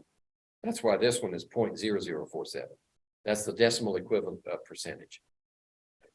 So what that tells us is we're actually losing, in this change, we're losing 8 minus 0.0047. No, excuse me. We're losing that amount. There we go. So, and it's showing up over here. 8 times 0.0047 and 8 times 0.0047 over here. Okay. So, and they did the calculations for us. As it turns out, we got 7.9624 left over. 7.9624 molar left over after we subtract this from that. And then over here, we've got 3.76 times 10 to the minus 2. And this is 3.76 times 10 to the minus 2. Molar. Okay, so now that we have our equilibrium values, we can calculate the Ka for this acid. And I think that's on the, is that on the next page? Yes, here it is. So we just plug in those values, right? These go in the numerator. That one times that one means this one squared divided by that one. And we get 1.7 times 10 to the minus 4 is the K value for this reaction. So that's one way to use the percent dissociation to solve the problem.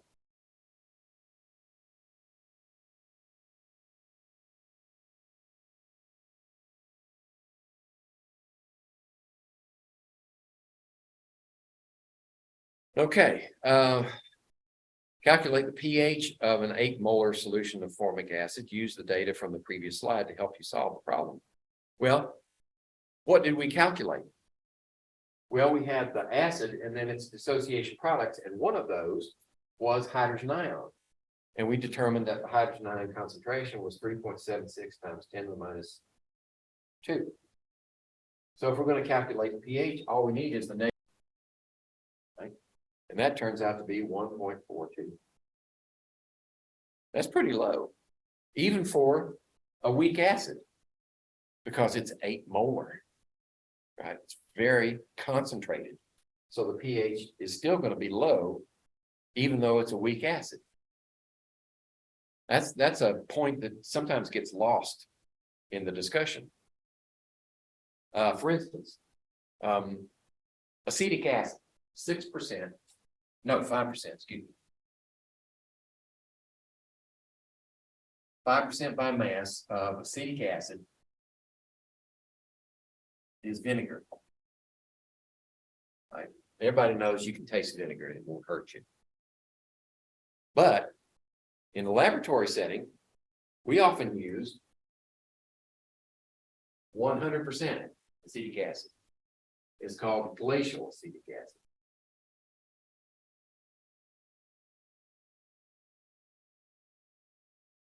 That, if you put that on your tongue or put your hand in it, it'll eat a hole in it. Right? It's a weak acid, yes, but it's so concentrated that it still produces enough hydrogen ions to do damage to your skin.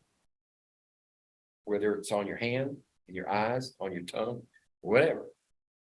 I mean, and it will fume. Right? So you want to deal with it under the fume hood.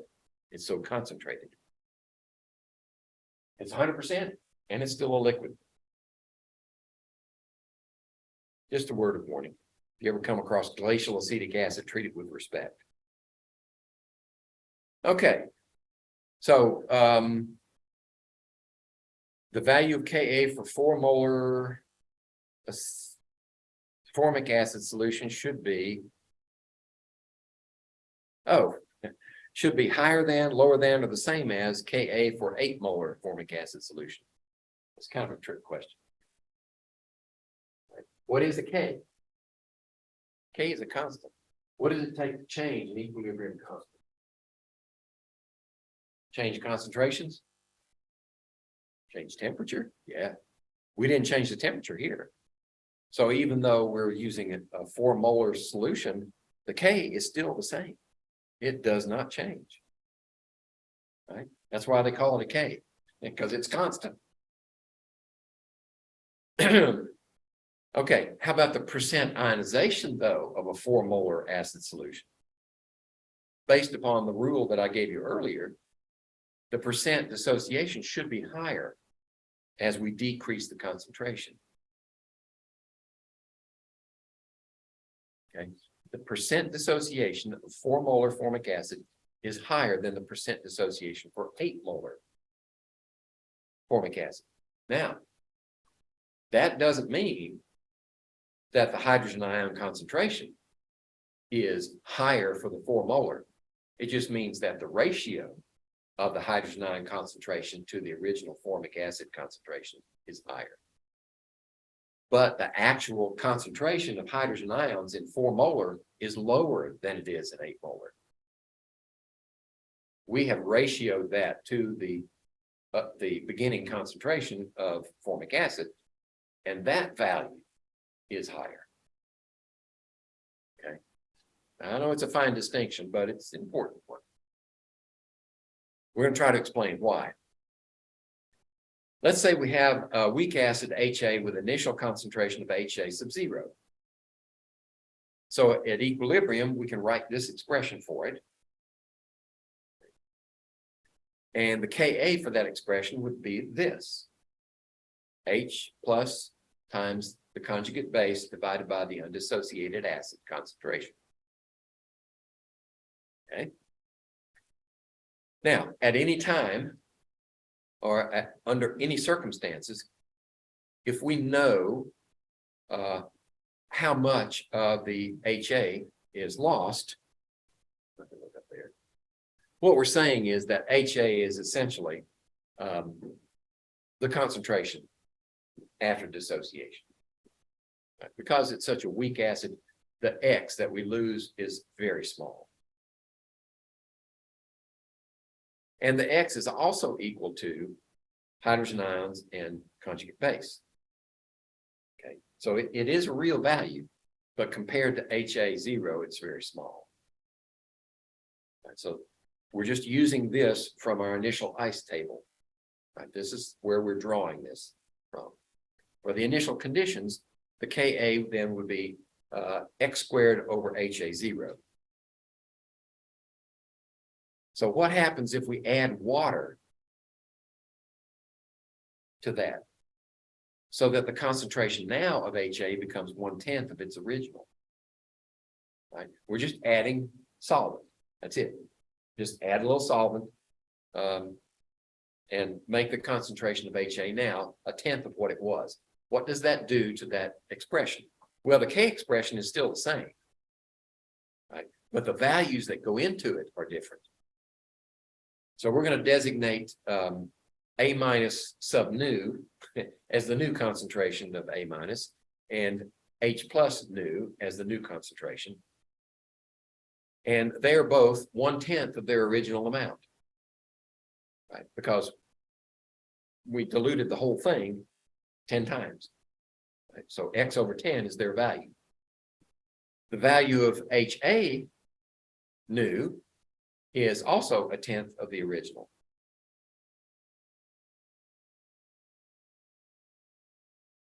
Okay, now that we've stressed the system by adding water and reducing the concentration of the products, which way will the reaction proceed?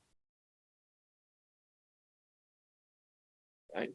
If we reduce the amount of HA by 1/10 and we reduce H and A minus by 1/10, the effect is felt larger on the product side than it is on the reactant side. So here we are calculating Q. Right? We want to know which direction does the reaction move. So we calculate Q before it comes to equilibrium again. Right? We've done this dilution, and now we have X value divided by 10, X divided by 10, and HA 0 divided by 10. Those are our new concentrations before equilibrium. So we do the calculation and we find out that we now have the X times X over HA 0 is our K value, isn't it? Yeah. And then now we have that additional term 1/10 in front of it. Okay, so if the Q is less than K, it's 1/10 less than K, which direction is it moving? And if the Q is less than K, that means that the numerator is not big enough. It's too small. So it's moving to the right. So we're going to shift the equation to the right, make more hydrogen ions, more A minus, and that makes, that shifts the equilibrium position to the right. The K is still the same, but the position moves to the right, and the position is what affects the percent dissociation. Now that we've shifted the equation to the right, then what we have is a higher percent dissociation. So hopefully that's the explanation for why when you have a lower concentration, the percent dissociation gets bigger. You may have to go back and look at that one several times. Okay, pH of 4 molar formic acid solution should be higher than, lower than, same as pH of 8 molar formic acid. It should be higher. Yep. Now, it's not going to be exactly double. That's an important point. It will not be double. Just because we doubled the amount of the original acid doesn't mean that the pH is going to be double. It's going to be less than doubled. It's not going to be doubled. Excuse me. pH cut in half. pH of 4 molar acid should be higher than, yeah.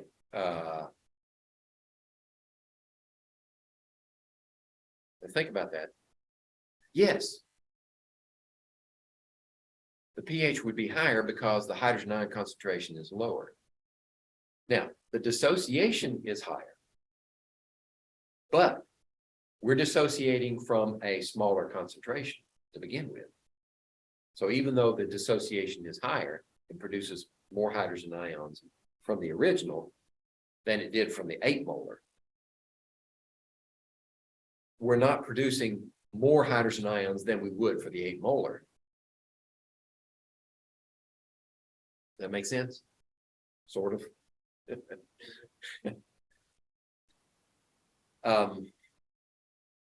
Let's see if they're going to give us an example. Here we go.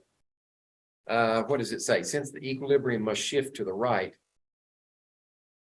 more H plus is produced, but the concentration of H has decreased by an addition of 10 times water.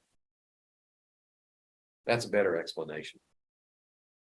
We've actually shifted the equilibrium to the right, but at the same time, we've diluted it 10 times.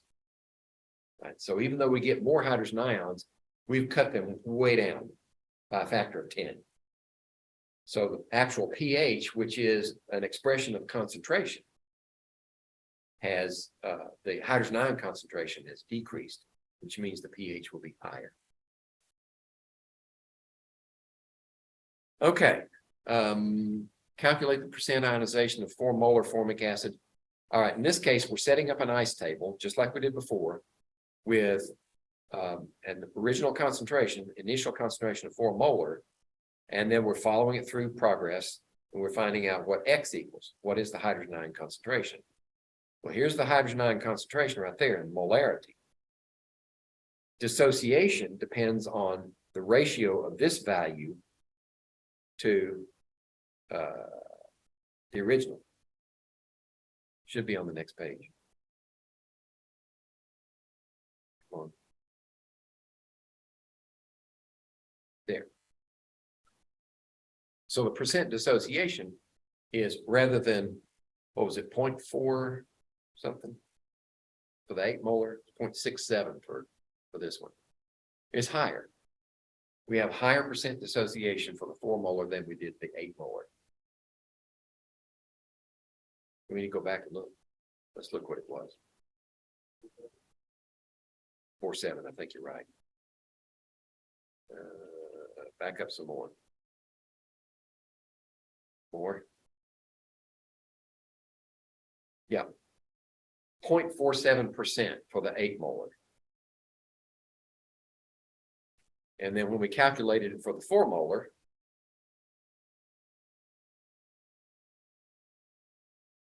here we go. We get 0.67.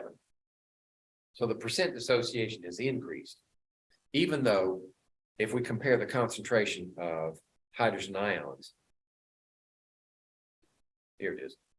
That concentration of hydrogen ions is much lower than it was for. So are we going to do the pH too? 2.665 times 10 to the minus 2. 2.665 times 10 to the minus 2. Negative log of that. Let's see if they calculate it for us. If not, I'll do it. Oh, calculate the pH of the 4 molar. Okay. So here we go. 1.57. Right. It's a slightly higher than before. It was 1.4 before, I think. So the pH did increase, even though the percent dissociation also increased. But the pH went more basic, simply because we diluted it. Even though it dissociated more, we diluted it a huge amount. And pH is dependent upon concentration. Okay. How about bases? The definition of an Arrhenius base is one that produces hydroxyls from its molecular structure. Whereas a Bronsted-Lowry base is one that accepts protons. That's more useful. And for a basic solution, the pH is always greater than 7. Now those, what we would consider strong bases are the alkali metal hydroxides like lithium, sodium, potassium, even calcium is considered a strong base, calcium hydroxide. Only with calcium hydroxide, it's a special case. We've got 2 hydroxyls. Right? So we're going to have calcium and a 1 hydroxyl with a plus, and then a minus hydroxyl here. This ion, now this is a strong base because it goes this direction all the way, produces that. So if you know the concentration here, you know the concentration there. But dissociations, acid or basic dissociations, always occur in single steps. So this is the first step. The K for this one is extremely large. In fact, we don't even calculate the K for this one. But if you want to get the other hydroxyl, now this one has to go to 2+ plus hydroxyl. That is a weak base. And the simplest explanation is that it's easier to remove a negative from a neutral to go to here than it is to remove another negative from a positive. I just wanted to make that point. And if we want to know POH, we just say subtract it from 14, and that's the pH. Or we calculate the POH. It's that same relationship. Subtract from 1 from 14 to get the other one. Okay, what's the pH of a 10 to the minus third molar solution of sodium hydroxide?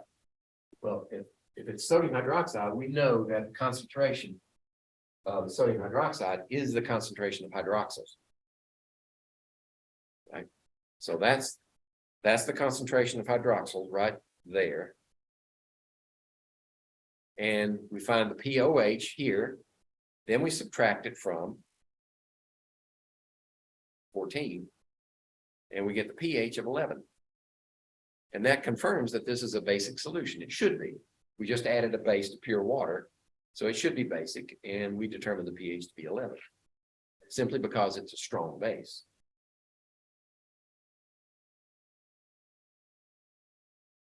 Okay. How about calcium hydroxide? Well, they're going to try to make a liar out of me, I think. They're going to tell me that this one dissociates into 2 hydroxides for each molecule. All right. Let's assume that the authors are correct, that I was wrong, and that when calcium hydroxide goes into solution, it completely dissociates and produces 2 hydroxyls for every 1.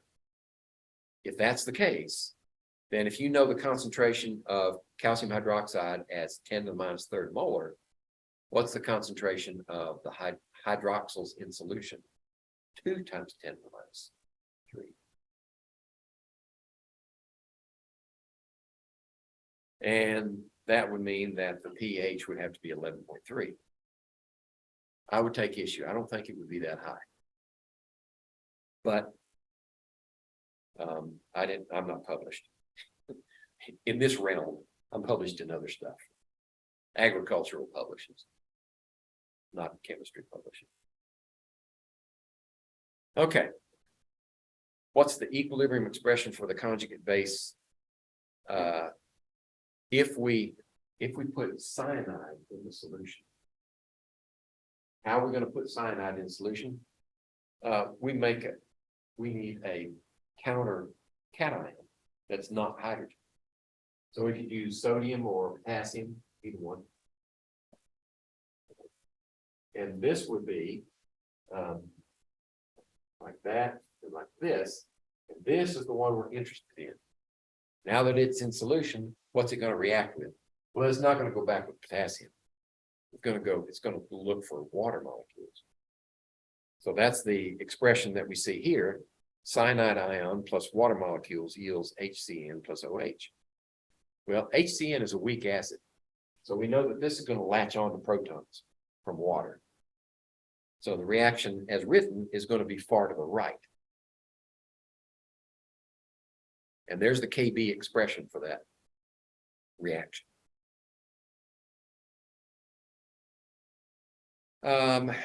Let's see. All right, they did it to me again. They introduced a concept and they gave me whiplash. So they just stopped at the midstream. Hopefully we'll get to do that calculation later. Let's see, it's 11 o'clock already. How much time do we have? 12:20. Okay, I'm going to have to pick up pace. Calculate the pH of a 2 molar solution of ammonia. If we know that the Kb for ammonia is 1.8 times 10 to the minus 5. So whenever they give you a Kb value, always take the, well, in this case, you take the ammonia molecule. If they give you a Kb for the cyanide ion, then you react it with water. You always react it with water to get the Kb expression. So water is going to be one of the reactants right here. And then this will be whatever they're asking for in the question. And then what does that do? Well, you transfer a proton from water to that one and you make a conjugate acid. and water makes a conjugate base. And the Kb, they're giving the Kb to us right here for this 2 molar solution. All right, what are we going to do with it? Calculate the pH. All right, so we have the Kb, and instead of writing the ice table, we have skipped the ice table. Let's do that. Let's write the ice table for this reaction. That could be confusing. NH3 plus water yields NH4 plus OH minus. So initially we have what, 2 molar? Yeah, 2 molar. Right? And initially we have 0 here and 0 here. So the change is going to be that direction. And we're going to produce one of these for every one of these. Right? So at equilibrium, we have 2 minus x and x and x. Okay, so that's where they get that the Kb expression for this is products multiplied together divided by reactants. I should put squares here. Square brackets. 2 minus x. There we go. So that's what they skipped. And now we have this expression, and we're going to say x is very small because Kb is very small. So we can estimate at this level and then solve for x. So x should be 6 times 10 to the minus 3rd molar hydroxyls. Right? Hydroxyls here. 6 times 10 to the minus 3 molar. And the question was, what's the pH? Well, find the POH and subtract it from 14. That's the simplest way to do it. So our pH is 2.22. Okay. POH is 2.22, and the pH is 11.78. So it is basic. I was about to have a heart attack. We put ammonia in a solution and it's acidic? No, that's the POH. Now we're going to talk about polyprotic acids. This takes off on the idea I was trying to express with calcium hydroxide. And this is true for every polyprotic acid. Every step has its individual K. So for instance, if we're going to dissociate phosphoric acid, it'll produce 1 proton plus this polyatomic ion, right? And it'll have a K, Ka1. Then we'll take this one, and it will also dissociate with its individual, its separate Ka value. 2 minus. So this one has a Ka2. And then we can take this one last time. It's got another proton available.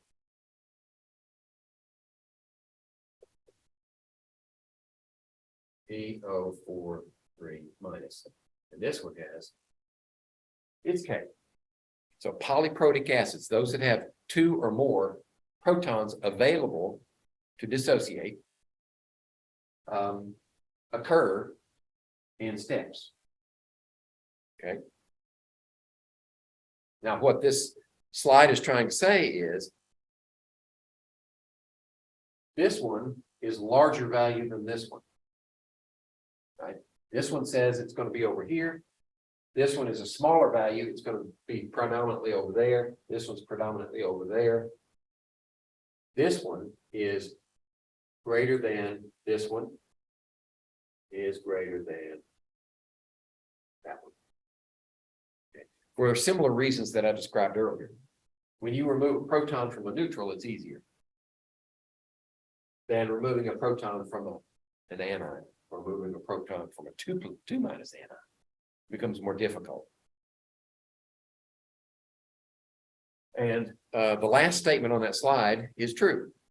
Only the first dissociation step is important for pH. If you're trying to determine the pH, it's based upon this reaction.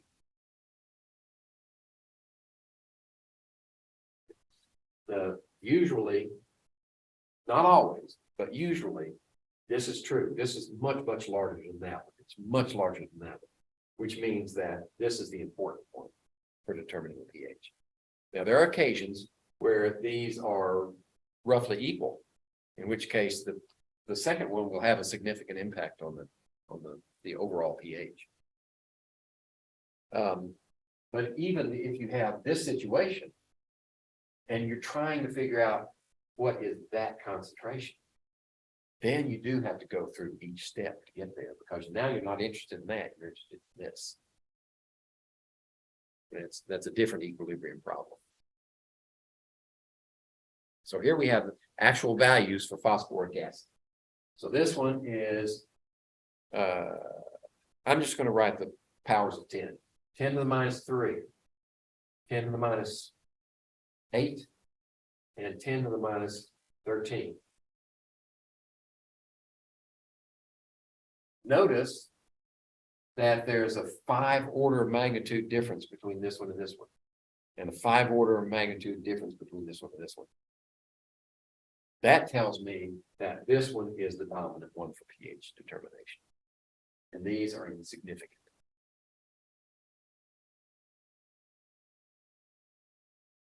Okay, so there's the first one.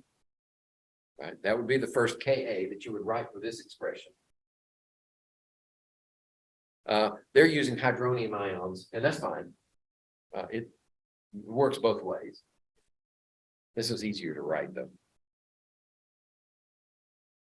And if we have a 1 molar solution, what's the pH? Well, we set up our ice tables, which they have skipped here, because when you're doing this type of calculation, the ice table looks exactly the same for each one. You have x squared over the initial concentration.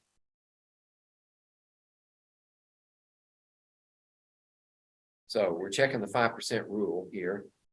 If we say the hydrogen ion concentrations are 0.0866, and we plug that back in the expression and see how does that compare.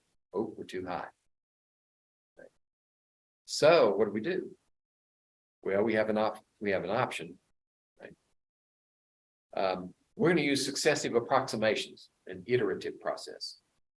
So we're going to put 0.08266 back into the x value for the original. There it is. See how we put that back in here? Instead of saying eliminating that x, we're actually putting a value in there for x. Now we're going to recalculate the x with that value in there, and then compare that new value as part of the equilibrium expression. We put it in here now instead of the other x. And now we get a value of 7.47 times 10 to the minus 3, and compare that to, well, I didn't write it up there, so we'll have to give it, they'll have to give it to us. Now we're under 1%. So if you use the trick and you're greater than 5%, then iterate one time, and it'll usually get you pretty close. Okay. All right, calculate the pH of 1 molar solution of, now that we know that this is a good value, it's less than 5%, then we calculate the pH as 1.08.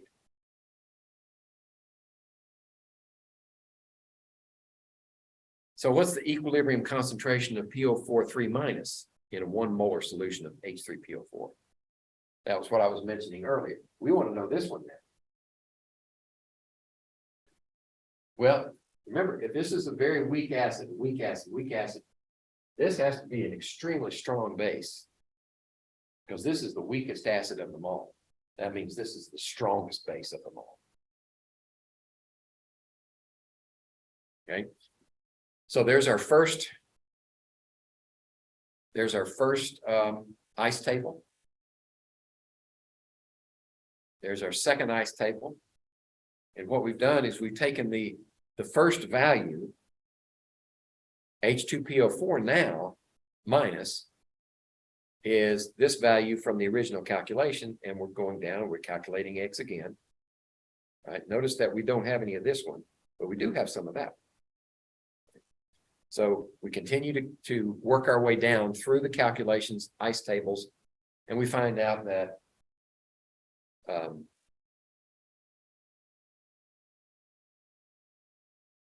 X is essentially the same for each one. All right, we're going to do another one just to illustrate. So the X value is going to be the same as we calculated to begin with. And so if we know X, then we can put X in here and leave this one. And this one is the calculated value for, actually, this is the initial value for, let's see. This is the initial value for that one right there. So we put it in here. We put our hydrogen ions there. We calculate PO4 3 minus as 3.59 times 10 to the minus 19 molar. Very, very small amount of PO4 3 minus. Any questions? I ran through that one a little quick, simply because we're running out of time. I still got chapter 15 to get through.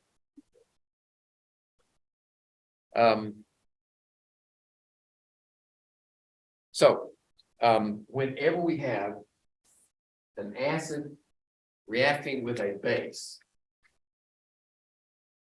and for this example, we're going to use the Arrhenius explanation.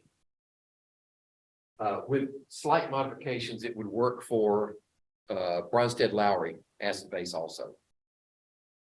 But if we add an acid to a base like hydrochloric acid and sodium hydroxide together, we always get water as one product and the salt as another product. This is the definition, the chemical definition of a salt is one of the products of an acid-base reaction.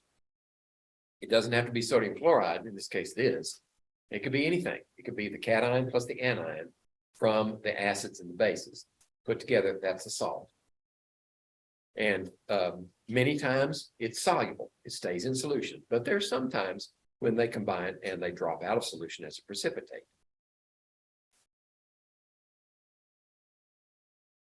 So what happens if we take one of these salts and put them in solution? What happens to the pH? What kind of pH do you have?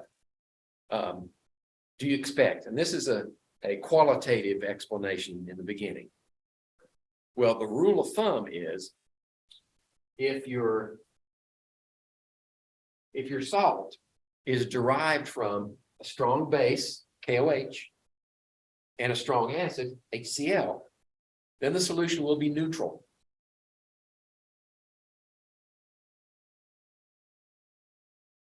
Okay.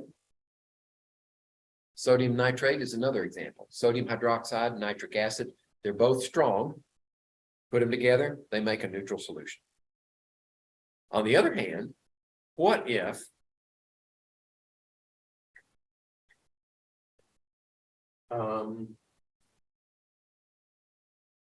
let's do this one. What if we have potassium cyanide? Yeah. And we don't intend to use it on our neighbor. But we put it in solution. So what do you get? Well, you're deriving it from a strong base, like KOH, and a weak acid, HCN. This should be a basic solution. Okay? It's a basic solution. That's the rule of thumb. The chemical reason for the basic solution is different, right? So what do we do when we put this in solution? Well, here's what happens. This goes into solution. and produces potassium ions plus cyanide ions. Okay. Now think about what these are. That's a spectator. It's not going to do anything. Does it react with water? Ah. Will that react with water? No, it won't. It's not going to extract a hydroxyl from that because it's a strong base. Right? KOH is a strong base. So once they're separated, they don't want to go back together. So that reaction will not happen. But this is a strong base from a weak acid. So when you put it in solution, then it goes to HCN plus hydroxyls. And since it's a strong base, it wants to go like that, big time to the right. That's why it's basic solution. Not because this is the base, derived from a base, but because this strong base from a weak acid extracts a proton from water and makes hydroxyls. That's the chemical reasons for the solution being basic. All right. Now, what if our example here is ammonium chloride? Okay. When it goes into solution, it makes ammonium ions plus chloride ions. Chloride is not going to react with water, but this will react with water. And what does it do? Well, it donates a proton, right? Because ammonia is a weak base. That means NH4 is a strong acid by comparison. So it wants to give up that proton. Well, what does it do?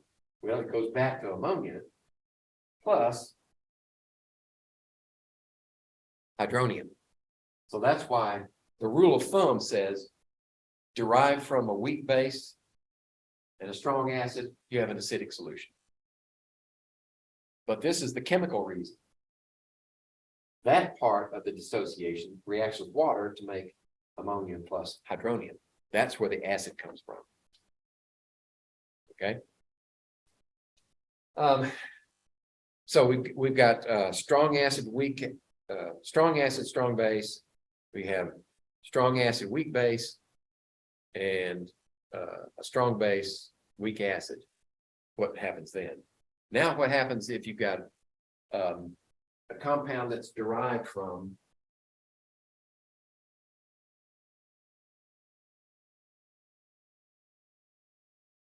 a both of them are weak, let's put it that way. If the salt is derived from both of them that are weak,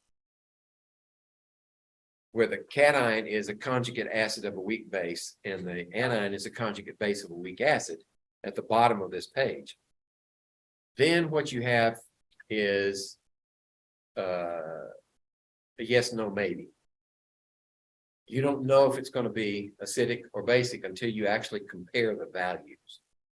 Compare the Ka of the conjugate acid.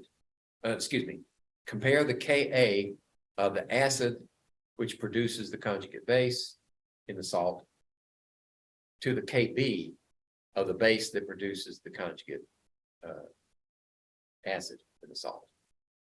Once you compare those, then you can make a prediction as to whether it's an acid or a basic pH. It's kind of like that decision that we had to do before. What are the competing reactions? Major species, competing reactions, which one wins? That determines the pH. So if it's a reaction that produces hydrogen ions, it's going to be acidic. If it's the reaction that wins that produces hydroxyl ions, then it's basic. And you have to compare the Ka to the Kb of each one. Okay, so this is a summation of the qualitative prediction ability, what I call rules of thumb. Oh no, this is more than that. Excuse me. This is your table 14.5 out of the textbook. If you determine that the Ka is greater than the Kb, the pH is going to be less than 7. Right, because the acid wins. If the Kb is greater than the Ka, then the base wins. And if they're both equal, then you have a neutral solution. So do we have examples? Yeah. First we're going to calculate the Kb's for each one. Right. So if we want the Kb for acetic acid, the acetate ion from acetic acid, we want the Kb for that one, right? Because the acetate ion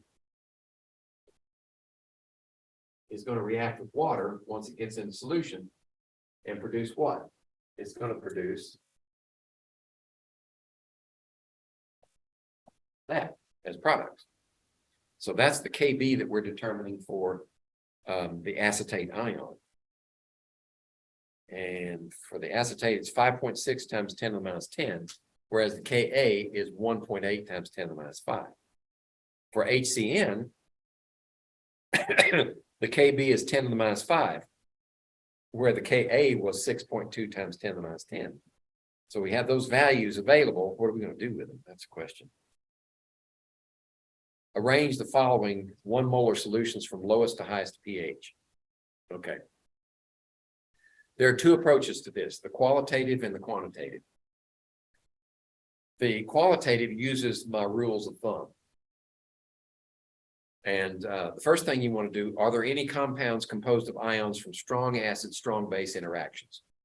So that will give you a neutral solution. Well, let's see. Strong acid, strong base. It looks like sodium chloride, sodium hydroxide plus hydrochloric acid, strong base, strong acid. That will give you a neutral position. So you can put that one right dead center, pH 7. Okay. Are there any strong or moderately strong bases? Yes, sodium hydroxide is a strong base. Will have the highest pH. Ammonia will have the next to the highest pH because it is a bona fide base. Right? We don't have any other bases in there.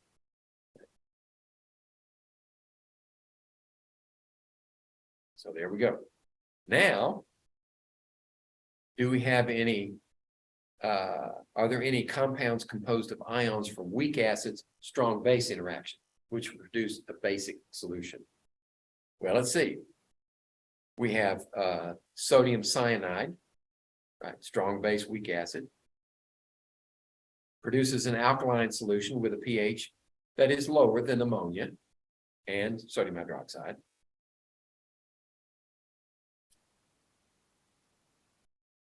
Are there any acids derived from halogens? Those would be strong acids. HBr, yes. HF, okay. HBr is a strong acid. HF is a weak acid. I mean, you would expect it to be a strong acid because it's a halogen, but HF is a small molecule, and the fluoride ion is very small with the same charge as the rest of it. Right? Bromine, chlorine, they're all -1. Its charge density is very high because it's such a small atom, small ion. That charge density means that it latches onto this proton and won't let go. So this is a weak acid. So HBr is the strongest acid in that bunch. HF is still an acid. So it's going to have an acidic pH. And then a really, really weak acid is HCN. I think that's the next question. Now you have to decide what's the relative position of HCN and NH4Cl. Well, HCN is a weak acid. It does have a higher pH than HBr and HF, while NH4Cl is a salt of a weak base and a strong acid. So it's going to be acid too.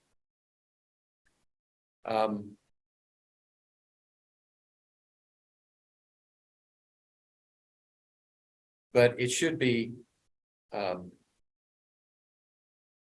less acidic than HCN because it is a salt. So we're going to put it in this order. Okay, let's see. We're going to order them now. Okay, so there's your order based upon our qualitative assessment. Right, the most acidic is HBr here. The most basic is sodium hydroxide. Neutral is sodium chloride. And then we have these basic ones on this side in order and the acidic ones on this side in order.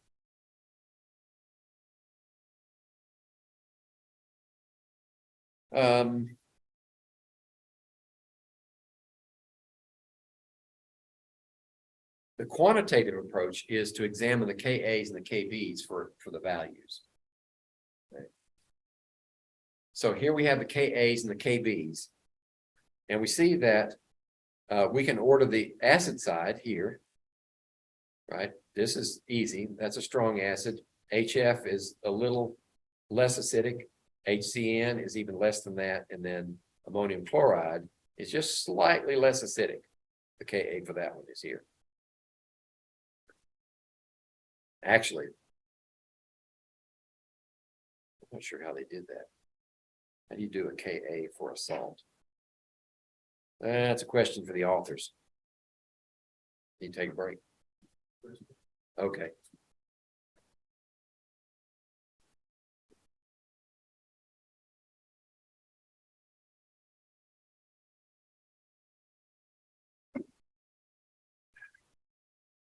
Let's see. While Kyle is going to the restroom.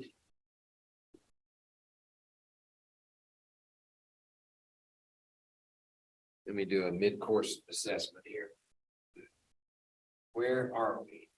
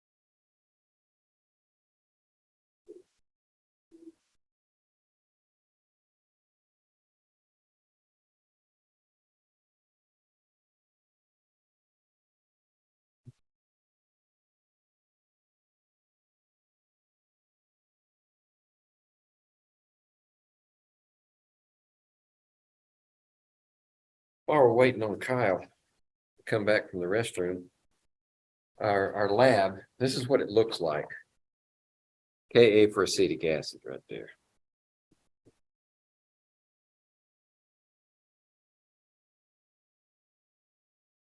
We'll talk about this a little bit in chapter 15. All right, so I'm not going to go into details about it right now.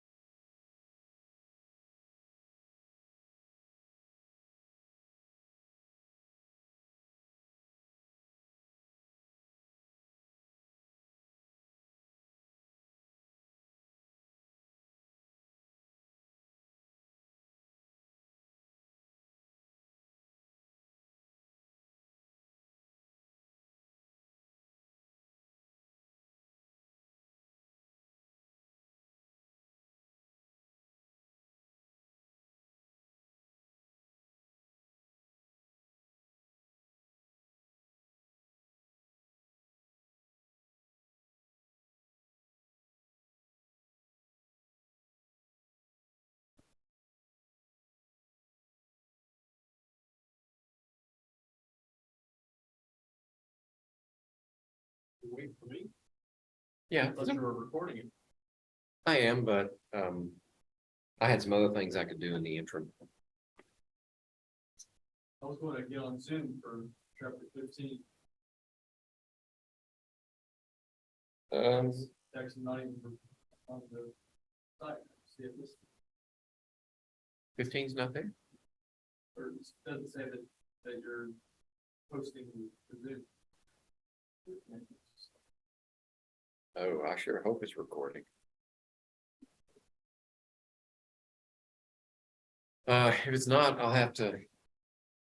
you'll have to look at last semester's recordings. Okay, so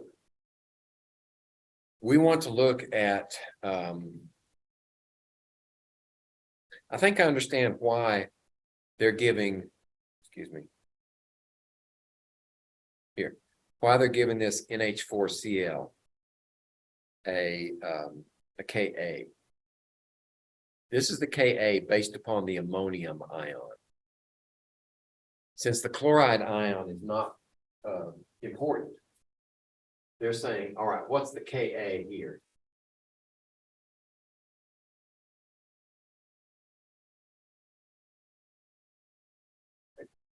That's what that one means. For ammonium chloride, the Ka is for the ammonium ion.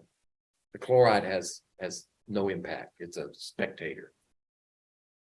And then when you get down to the ones that are basic, here we go.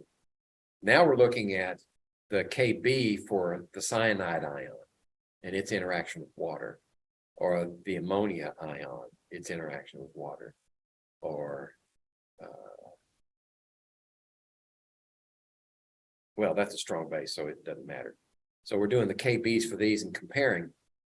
The largest Kb is going to be the more basic, so it is down here toward the stronger base. And this one is less basic, it's going to be toward the neutral side. That's how we order these.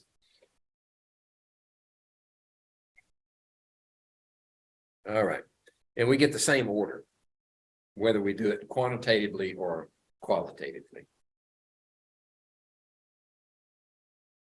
All right, we lost somebody. That was Brittany. Brittany dropped off. Consider a 0.3 molar solution of sodium fluoride. The Ka for HF is 7.2. Oh, there you are.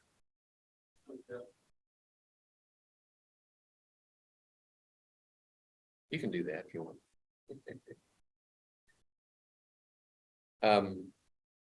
So if the Ka for HF is 7.2 times 10 to the minus 4, and we're putting fluoride ion in solution, then we don't need the Ka, we need the Kb for the fluoride ion.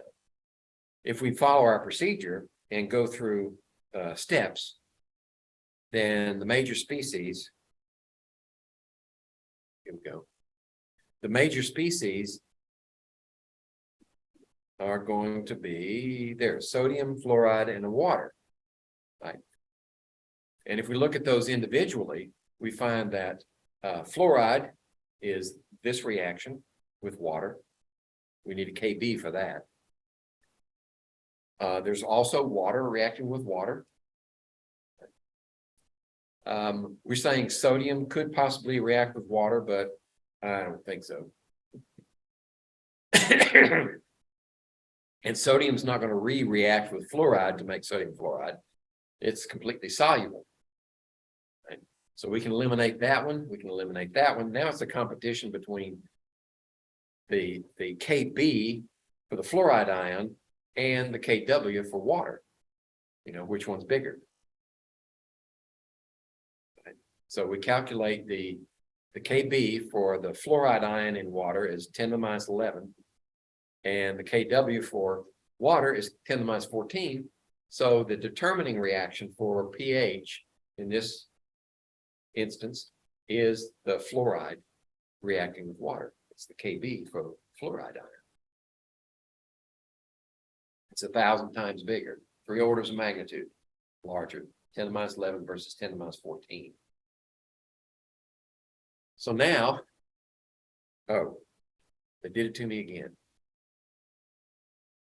Now we're going to say, what's the pH of this solution? We've determined that well,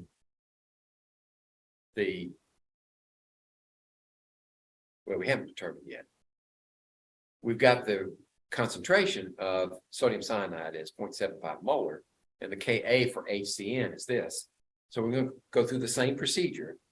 What are the major ions, major participants, those? Then we're going to write out the formulas, the balanced equations, and we eliminate these two as completely implausible.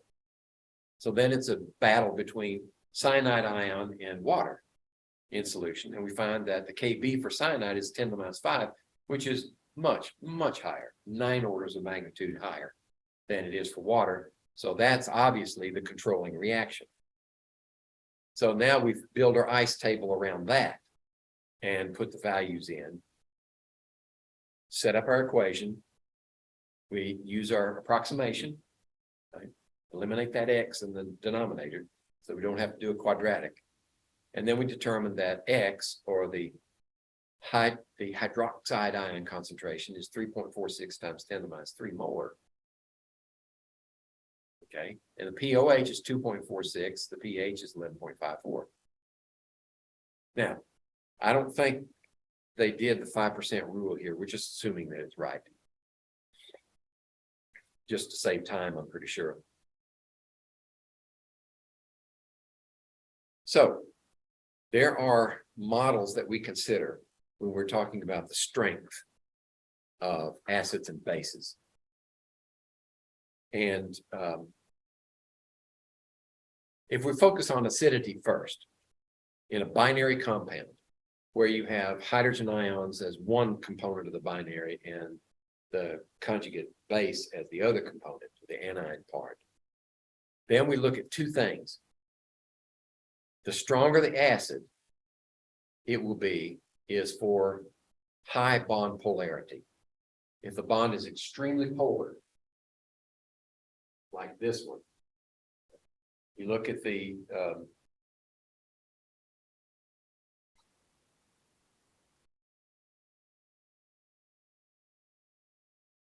my mind's gone blank.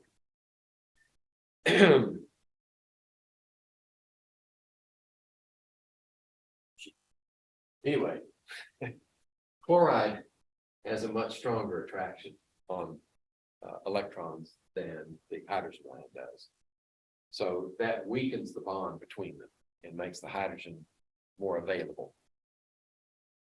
Whereas if we have, let's see, what's another example? We don't have a periodic table in here. Go from memory.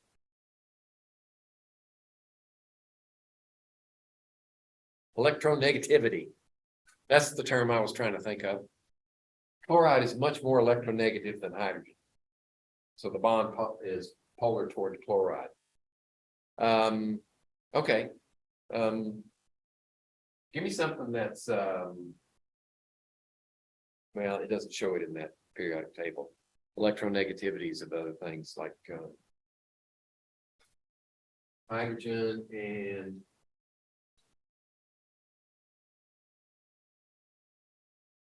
well, here's a problem.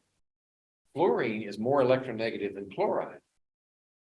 So this should be an extremely polar bond, right? But there's another factor. What is the bond strength? Right? If the polar bond for this one makes it a strong acid, then why doesn't it make this one a strong acid? Because this is a very small, it's a very small ion. It brings the charges closer together, which strengthens the bond. So those two factors are in operation here. If the bond strength is low, then that makes a stronger acid. But in this case, the bond strength is much higher than the difference in polarity, the difference in electronegativities would suggest. Now, why do we say that? Because we've measured it, right? And the experimental results tell us that this is a weak acid and that's a strong acid. So we're left with explaining it. Right? And that's the explanation. Even though the bond is polar, the bond is extremely strong. And the strength of the bond outweighs the polarity, which is this one wins for HF over that one. So those are the two factors we have to consider when we're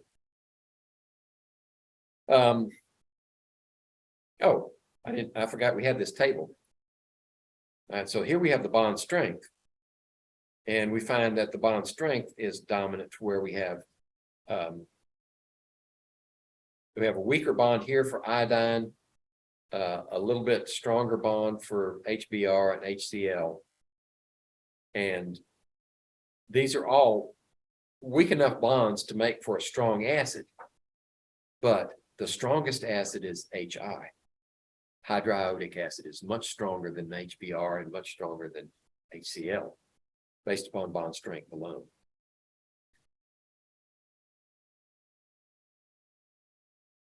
Okay, what are some other trends? Well, some of our acids have oxygen in them. We call them oxyacids. That's very inventive. And in which case, the hydrogen is actually bonded to an oxygen. Right. So, for instance, well, we can look at it that way. When we're looking at polyatomics, which is all of these, polyatomics like nitrate or sulfate or what's another one? Chlorate. Like those oxyacids. The strength of the acid will increase with the number of oxygens in the polyatomic ion.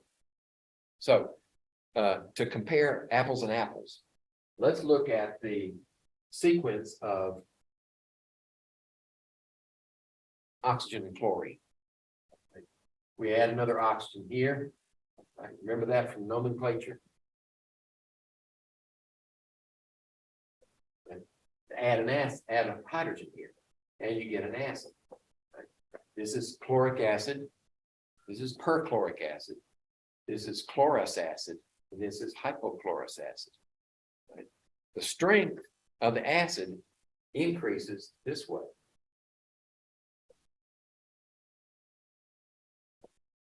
Because these oxygens are more electronegative.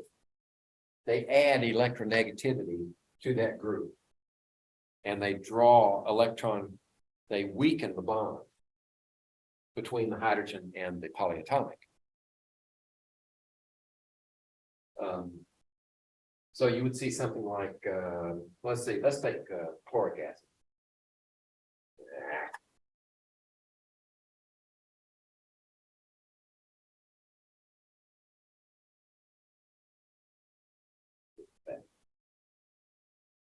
Now that's not a valid Lewis structure. I'm spitballing here.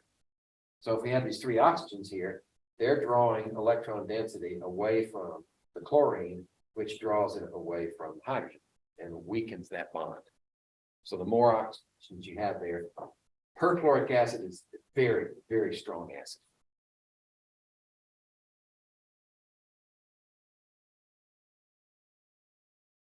Those are oxyacids. All right. And here's some other examples, and with actually the K numbers. So there you have, let's say here. There's hypochlorous acid with a K value of 10 to the minus 8. Then chlorous acid, 10 to the minus 2. Chloric acid, about 1.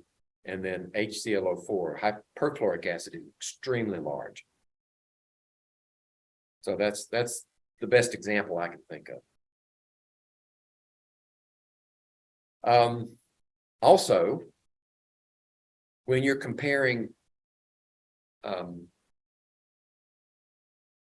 electronegativity is of that X, where we had this example here, like that. If you increase the electronegativity of this atom right here, you get a stronger acid. So when you have oxygen involved, then, and you go from iodine to bromine to chlorine, you get a much stronger acid as you go toward chlorine, bromine, and iodine. When it's just HI, HBr, HCl, the strength of the acid increases that way. But when there's an oxygen involved, it goes the other direction.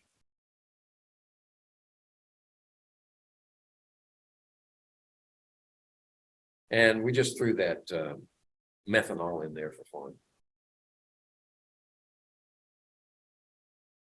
Okay. Why don't we have an HOF in that series? Because HOF decomposes at 0 degrees Celsius in water to make HF and hydrogen peroxide. So we can't even measure it. Not at room temperature anyway. Okay. Now we have what happens, what kind of pH do you get from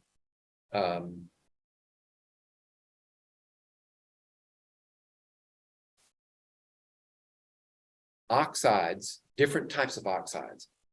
These acidic oxides are formed from non-metals and oxygen. Notice sulfur dioxide, nitrogen dioxide, carbon dioxide. Those are all non-metals and oxygen. When they go into aqueous solution, they form a low pH, acidic solutions.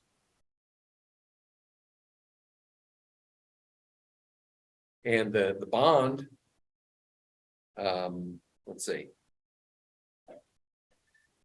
that bond between the non-metal and the oxygen is extremely strong. What it tends to do is it removes a hydrogen.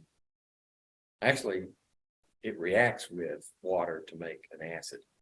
SO2 makes sulfurous acid. So those are acidic oxides, where the oxide is an oxide of a non-metal. When it goes into solution, it makes an acidic solution. When you have an oxide of metal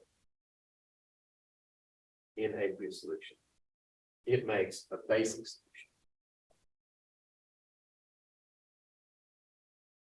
Such as potassium oxide, calcium oxide. So when they interact with water, they produce metal hydroxides, just like this example right here. And that makes a basic solution. Now we have one other category of a theory concerning acids and bases. This one, the Lewis acid, Lewis base idea, is useful. Actually, let's back up. Arrhenius works for a large number of aqueous solutions, as long as they have a proton to dissociate or hydroxide to dissociate. The Bronsted-Lowry version expands the universe and based upon hydrogen ion donation or acceptance. The Lewis acid and base expands that even further. And now we're going potentially from aqueous solutions into non-aqueous solutions. So we don't have to have water as the solvent, as the medium, to invoke Lewis acid, Lewis base technology, not technology, terminology. So the Lewis acid is an electron pair acceptor. Okay. So how would that work with something like that?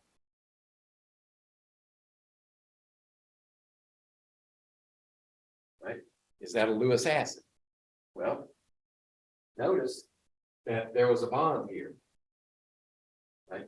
Those two electrons went here, which made this a positive and this a negative.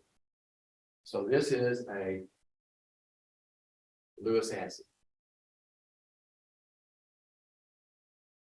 Okay. Electron acceptor. It's also a proton donor. It gives up a proton to something. And at the same time, it transfers electrons to the chloride.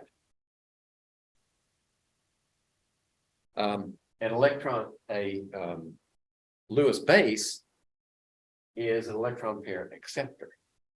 So if we had something like sodium hydroxide, then you would have sodium plus and hydroxide minus. And this is, let's see, that's not a good example. Let's do it this way.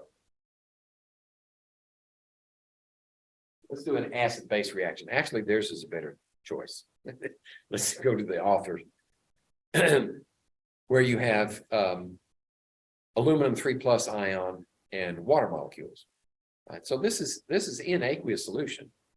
And what we're doing is we're transferring electrons to the aluminum and forming a bond. So when we do that, the Lewis acid is the electron pair acceptor, and the Lewis base, the water molecule, is the Lewis is the electron pair donor. Okay, so we could, I guess we could define this as a, no, it wouldn't work. We can't do this as a proton acceptor or a proton donor. Right? It can't donate a proton. Right? So this requires Lewis acid, Lewis base terminology in order to make sense of it. Yeah. Okay. So here's what I was trying to say earlier. Arrhenius is at one level with hydrogen produced versus hydroxyl produced. Bronsted took that a step further. Proton donor, proton acceptor, and Lewis took that a step further. Electron pair acceptor donates a proton, and electron pair donor accepts an electron pair.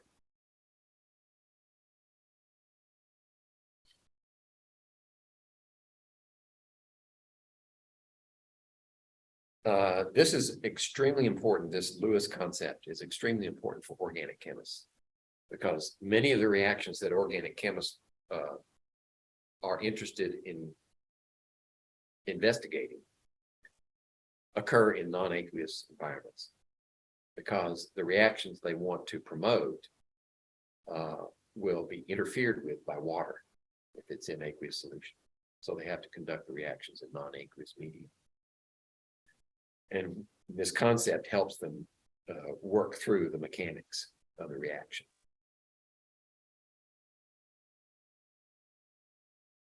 Okay, this is just restates. This is a summary of what you do in an equilibrium situation for acid-base reactions. So I'm not going to hammer that one anymore. We're going to move on to chapter 15. We got 20 minutes. I kind of doubt whether I can do that one in 20 minutes, but let's stop this share and let me, let's see. It does. Yeah, it's a smaller chapter. So I'm going to close this one and open 15. Here it is. Got that up? Okay, now I'm going to share it. Let's share chapter 15. Go. And we're going to make a slideshow out of it.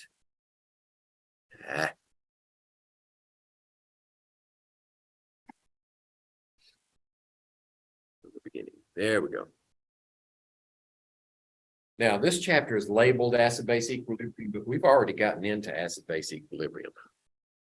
So it's sort of an extension.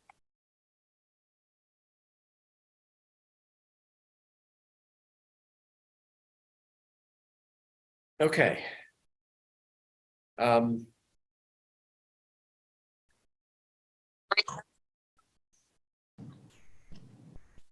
This is this concept. I'm getting feedback. Good now? Yeah. This concept, the common ion effect, is useful not just in acid-base situations, but it's useful in any equilibrium type of problem solution. And it's based upon the Le Chatelier's principle. If you add an ion that's already in the equilibrium, then you will shift away from that ion. That's the common ion. In other words, the commonality is between what's already in the solution in equilibrium and what you're going to add to it. That's where the commonality comes in. So if we have this reaction, this hydrocyanic acid is in equilibrium with hydronium ions and cyanide ions, then what if we add sodium cyanide? Which way will it shift the reaction? Well, sodium is not common to that reaction. So sodium won't have any effect at all. But cyanide is a common ion. So if we add sodium cyanide, it will shift the reaction toward the acid side. In other words, we add sodium cyanide, it adds cyanide ions to the product side and shifts the reaction to the reactant side. So what does that do to the pH of the solution? The acidity. Well, if you add cyanide ions to this reaction, you're driving the reaction back away from the hydronium side, right, back toward the undissociated acid. That will increase the pH. It will reduce the amount of acid in solution and increase the pH. So we said all this so that we could make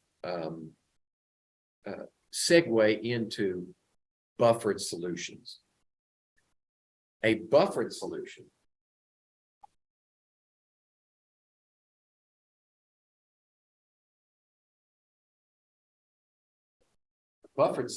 is any solution that resists a change in pH upon the addition of either acid or base.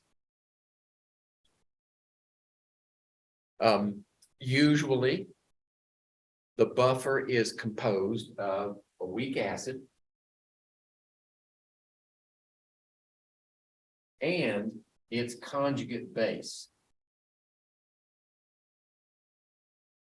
For instance, if we have HCN here, we would add a certain amount of HCN and a certain amount of cyanide ion together.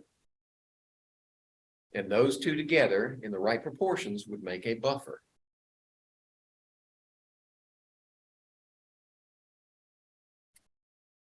Okay. So this, I think this slide's getting a little ahead of ourselves. If we have a buffered solution, then how do we predict the outcome? What is the pH, or what is the hydrogen ion concentration or hydroxyl ion concentration if we add acid or base?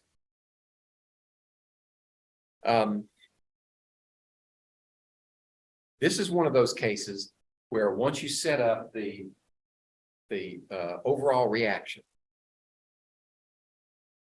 then upon addition of any component, whether acid or base, you let the reaction go to completion.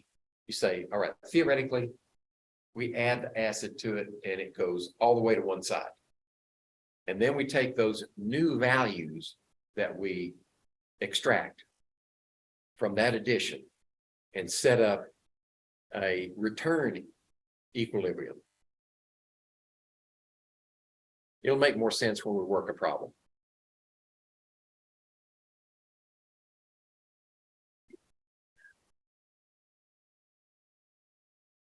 Okay.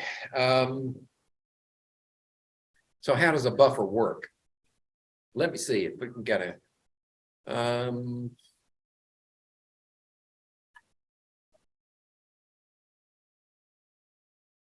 let's look at it this way.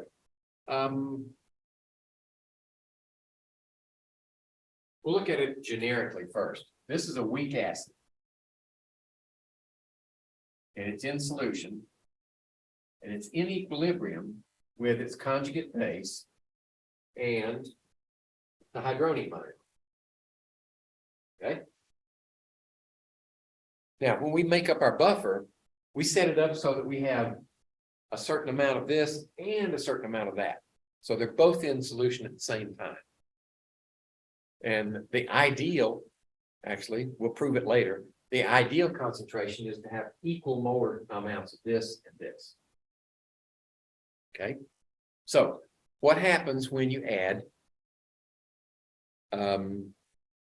let's see, did I skip one? No, okay. What happens when you add hydroxyls, when you add a base to this one? Right, remember, all of these are in solution, right?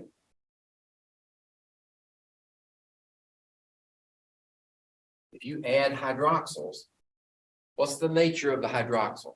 It's a very, very strong base.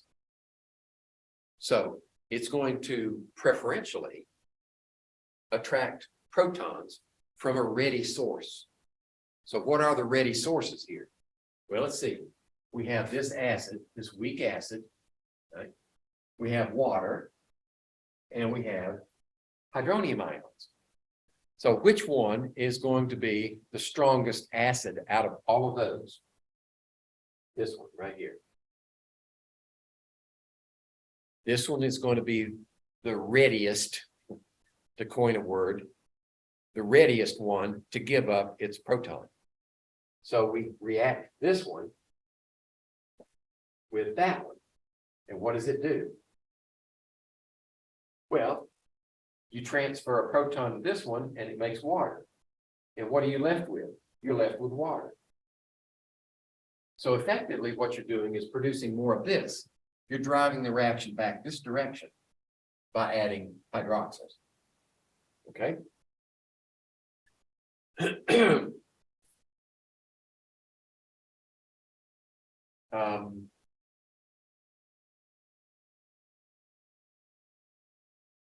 So by doing that, we are removing these hydronium ions from solution. If you remove these from solution, which way is the reaction going to go? Right. Le Chatelier says, if we remove a product, the reaction is going to shift toward products. So we have removed this by reacting with hydroxyls. So the reaction now shifts to the right to make up the difference. And what does that do? That produces more hydroniums. And once we reach equilibrium, we have replaced most, but not all, of the hydroniums. So the pH hasn't changed much. Changes a little, but not much.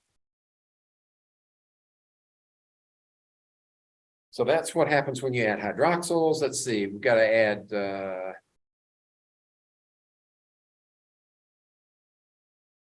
well, we missed. What happens when you add acid, though? Right? You got the same reaction. Now what are we going to do? Well, if we add acid,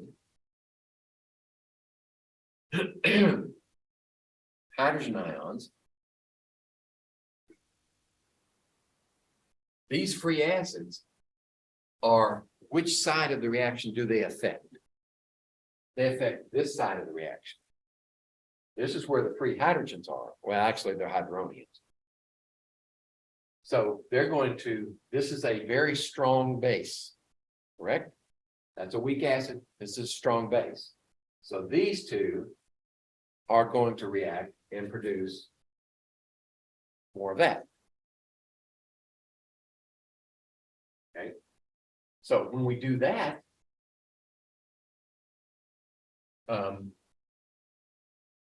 we are effectively removing some of this, right? We're removing this. So which way is the equilibrium shift? The equilibrium shifts back to the right to replace those that have been removed. Not all of them, most of them. So when it does that, we're producing some of this also. And the pH again shifts very little. All right. So let's rewrite this equation in a form that's maybe not chemically accurate, but it's useful.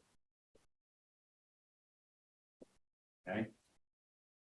So in this case, how do we write the expression for this one? All right, the Ka. The Ka here would be hydrogen ions, conjugate base, and undissociated acid. That's our Ka.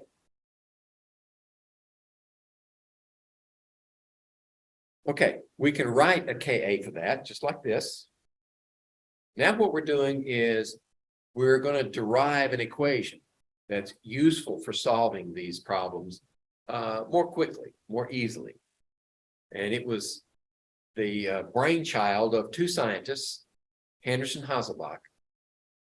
I think Hasselbalch came first and then Henderson modified it. Or maybe Henderson came first and then Hasselbalch modified it. But if we start with this reaction,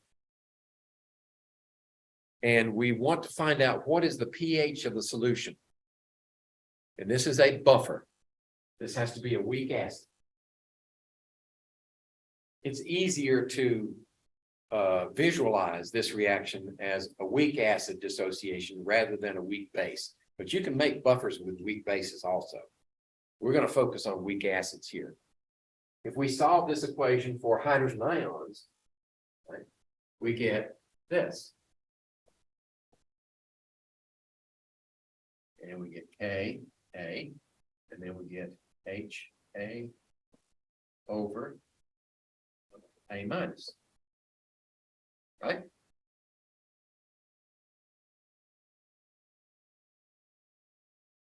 Now, we want to simplify it even further. So we're going to take the negative log of both sides of the equation. Right. There we go. Henderson was first in 1908. And when Sorensen developed his, this was Henderson's equation. Then when Sorensen proposed the concept of pH as the negative log of the hydrogen ion concentration, Hasselbalch came along and said, all right, we're going to use Sorensen's math trick and apply it to the entire equation. So we're going to take the negative log of both sides of the equation. Okay. And that's what you get. You get negative log of hydrogen ion concentration on this side, and then negative log of Ka. And then remember, when you take the log of a product, it's this, you sum the logs afterwards. So we're going to say plus the negative log of this one.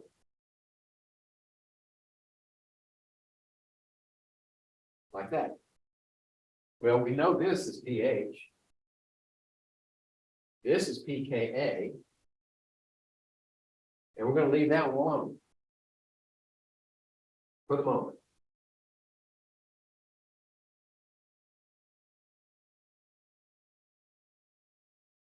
Okay.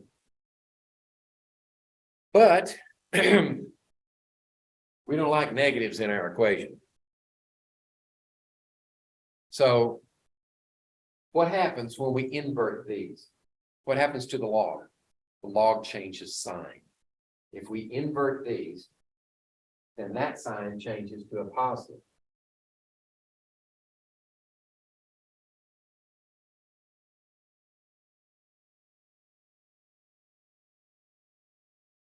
There you go. And we're going to leave that one alone. And I'll tell you why in just a second. Okay, there's the Henderson-Hasselbalch equation. Now, the reason we're leaving these alone is because it's more informative to look at the ratio between these two than it is to try to convert them into p-values. Leave it like this. Because that's the important ratio, the conjugate base and its undissociated acid.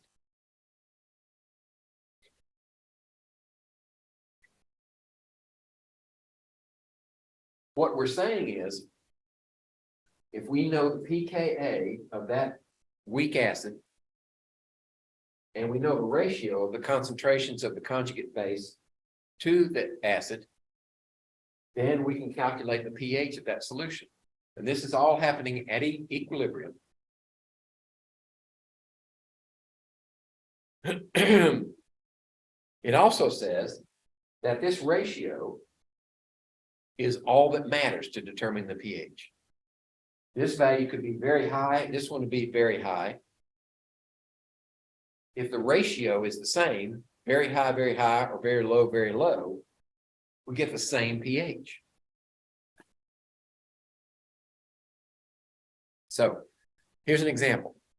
What's the pH of a buffer solution that is 0.45 molar acetic acid and 0.85 molar sodium acetate?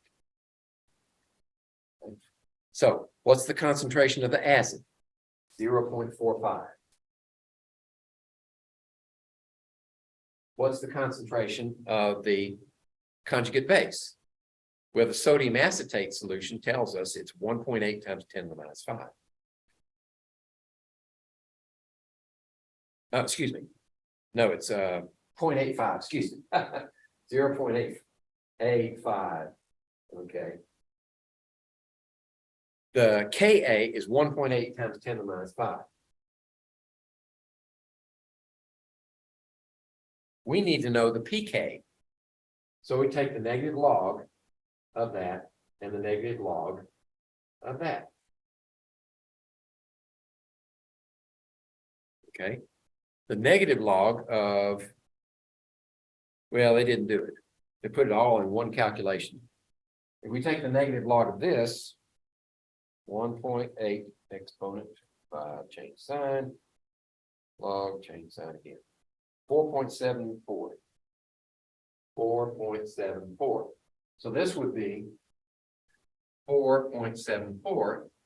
We would take that ratio and the log of it and then add it to this one, and that will give you your pH of 5.02. All right. I'll skip that one. So,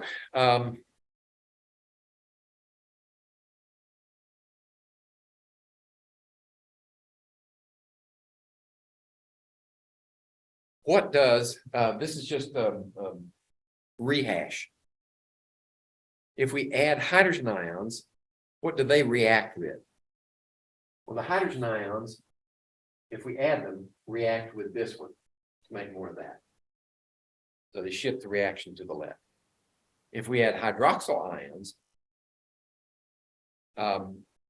they react with the weak acid, hydroxide. So they get the hydrogen ions from here.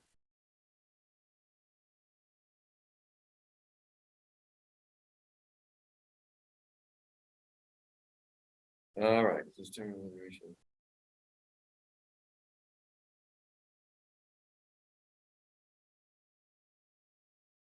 All right, there's another concept. It's called buffering capacity. Now, remember I said earlier that if this ratio is the same, then the pH is the same for any buffering solution. But if these are very large, then you have more room to buffer more acid and more base before you exceed your buffering capacity. The buffering capacity is simply a measure of how much acid can be added, how much base can be added before the pH starts to change drastically.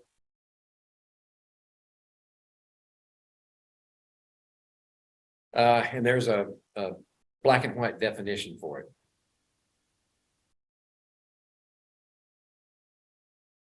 So what is the optimum concentration?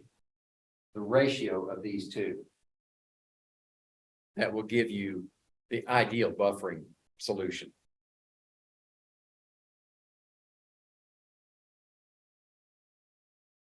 Well, this, don't worry about this one too much. This is an expression of buffering capacity. And it's a ratio of the molar amounts of the buffer compared to the effective pH change. And we're not going to spend any time on that. I don't know why I kept that in there. Let's see. Choosing a buffer. Okay. You choose a buffer based upon the pK of your weak acid. The pK of the weak acid should be very close to the pH that you desire. So if this is, maybe I've got an example here that, no, I don't have an example. So what's the ideal concentration here for a buffer? Well, actually, I'm going to show you that with a titration curve. I think that will be more instructive. So let's make room. Let's make room for a graph.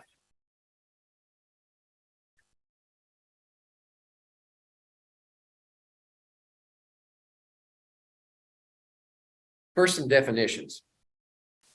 What is a titration curve? A titration curve is the graphic expression of a measurement of pH of a solution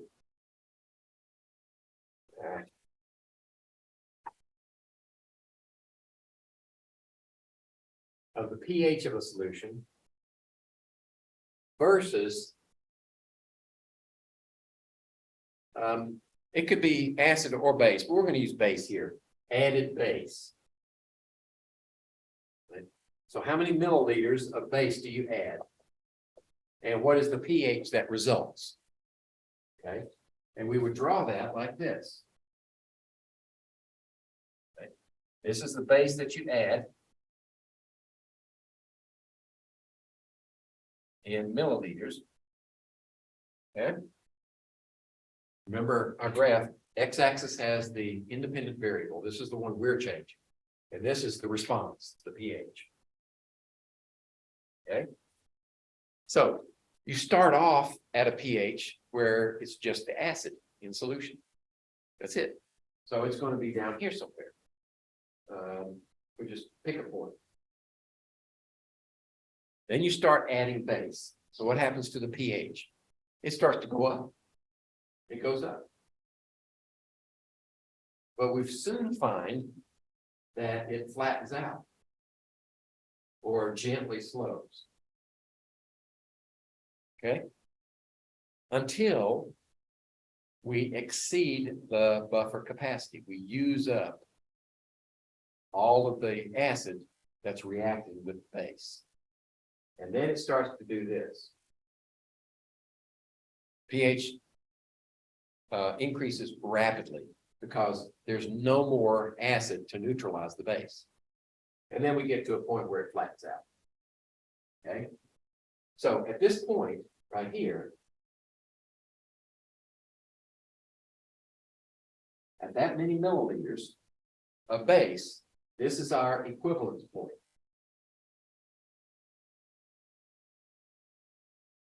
That simply means that the amount of hydroxyls delivered here equals the amount of acid consumed. Okay, that's the equivalence point. We have exactly the same amount of base as we do acid, and they've neutralized one another. Well, there's a point in here that's exactly 1/2 equivalence right there. 1/2 equivalence. At that point, you have ideal buffering conditions. Notice that the pH is not changing. Right? If you set your buffer up to be in this place, then the pH will not change much when you add acid or base, go backwards or forwards. That's the ideal buffer point. It's 1/2 the equivalence point. Okay, so there's in this case, we're titrating 50 milliliters of 0.2 molar HNO3 right here, and 0.1 molar sodium hydroxide. And we gradually increase, and we go here. But this is not a good buffer. Notice that the pH continues to increase. Even though we're adding base and we've got an acid in there, that's because HNO3 is a strong acid. It has very poor buffering qualities. What we need, and this is going the other direction. If you start off with a base and you add acid, you just go the other direction.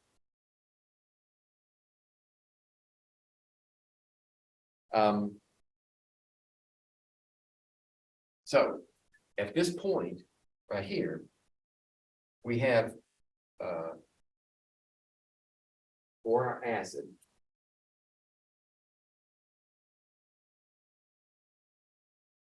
we've consumed half of it.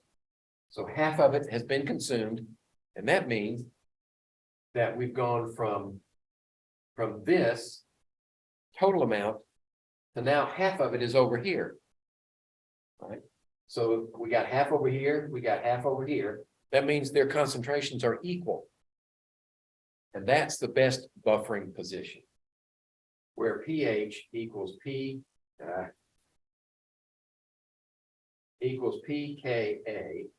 plus log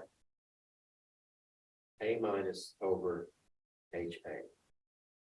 Where these are exactly equal is this place right here.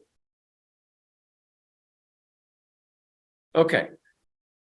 Weak acid, strong base titration. Step 1 is a stoichiometry problem. We let the reaction run to completion. And we determine the concentration of the acid remaining and the conjugate base formed. Okay, that's the first step. The second step is the equilibrium problem. Then we determine the position of the weak acid equilibrium and calculate the pH. All right, so we need an example.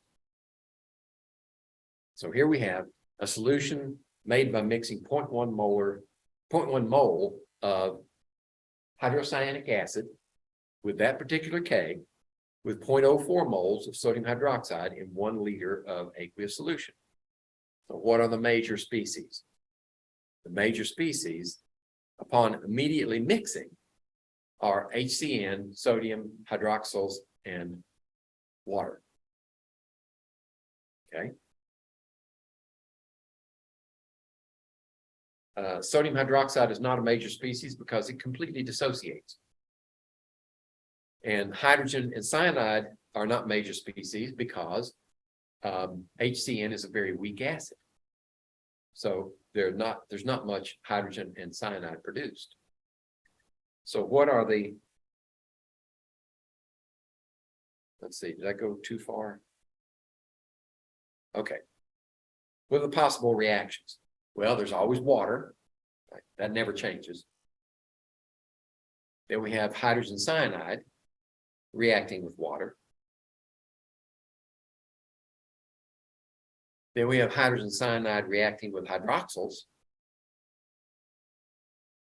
Then we have sodium and hydrogen. That one's never going to happen. And sodium and water, that one's never going to happen. So we can eliminate those two. So how do we decide which reaction controls the pH? Well, I thought it would give us a little more detail here. Which one controls the pH?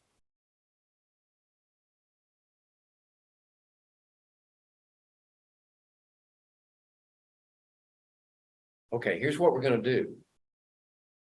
Since we're adding, since a major species is HCN, and we're adding hydroxyls, we're going to let that reaction go to completion first. Go all the way to the right. Okay.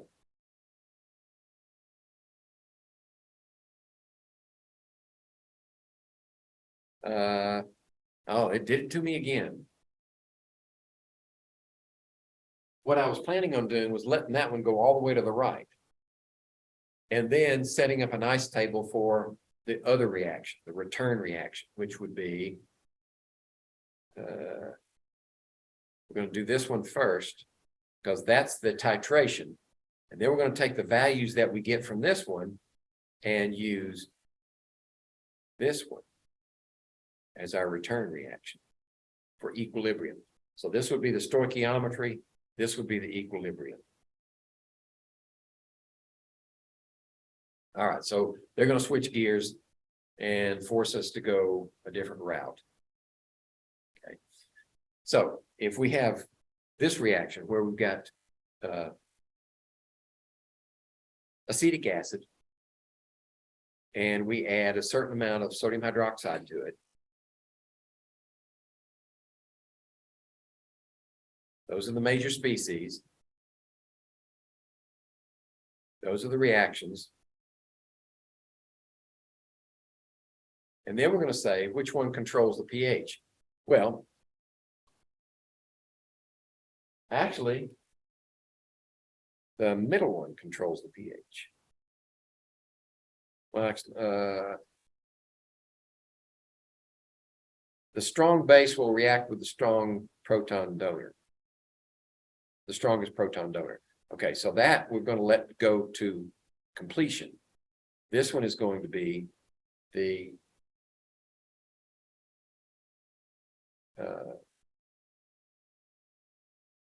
stoichiometric equation. So there we have the stoichiometry. We're starting off with 0.2 molar. We had to do calculations to get these values.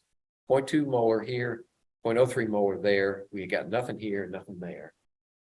Well, water doesn't count, right? Because it's a pure liquid.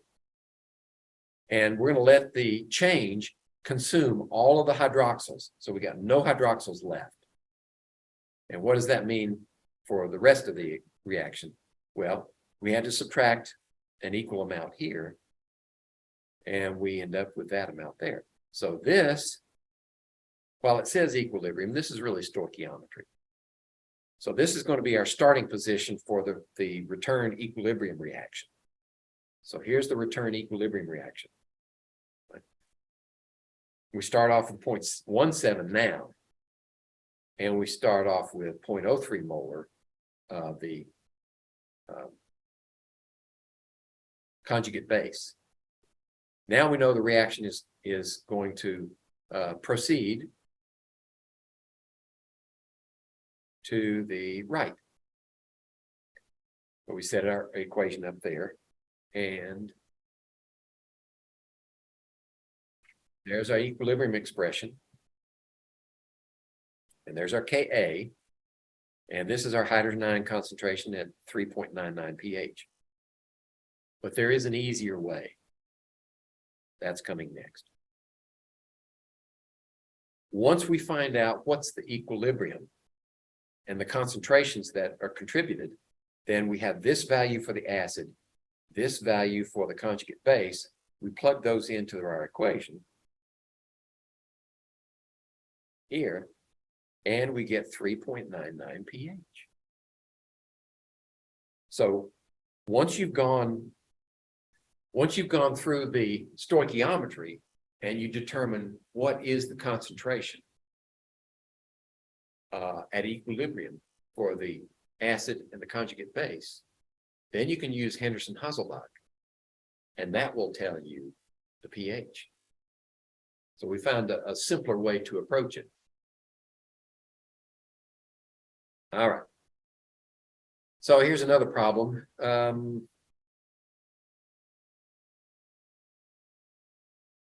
Let's see, calculate the pH of 100 ml solution of 0.1 molar acetic acid, which has a Ka. Okay. This one's simple. This is not a buffer. This is not a buffer equation. We've done one like this before, so I'm going to skip this one.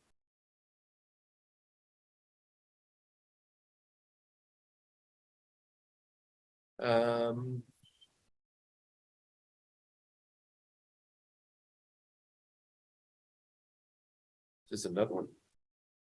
Let the reaction go to completion. Okay, we have acetic acid and sodium hydroxide. Okay, so now we're going to do stoichiometry first. We have initial concentration. And then we're going to react, use up all of the base. And these are our equilibrium conditions. So we can use Henderson-Hasselbalch at this point and calculate the pH. So that's what this is doing right here. This take those values and plug them into Henderson-Hasselbalch, and we find our pH is 4.74. All right. So in this situation, let me see how much more we have to go, because I'm running out of time. Okay, we're close. We're close. I've already gone past time anyway. So calculate the pH of a solution made by mixing 100 milliliters of a 0.1 molar solution of ammonia, which has a Kb value of 1 × 10⁻⁵, and 50 milliliters of 0.1 molar ammonium chloride. Okay.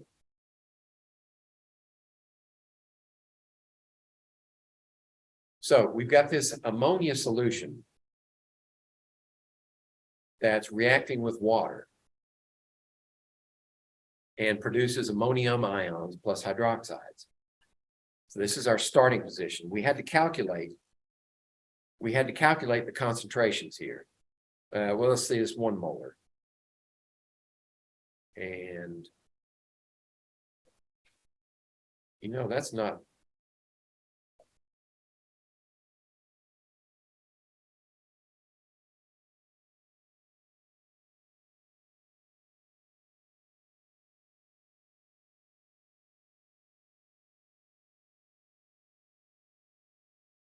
I think they skipped a step.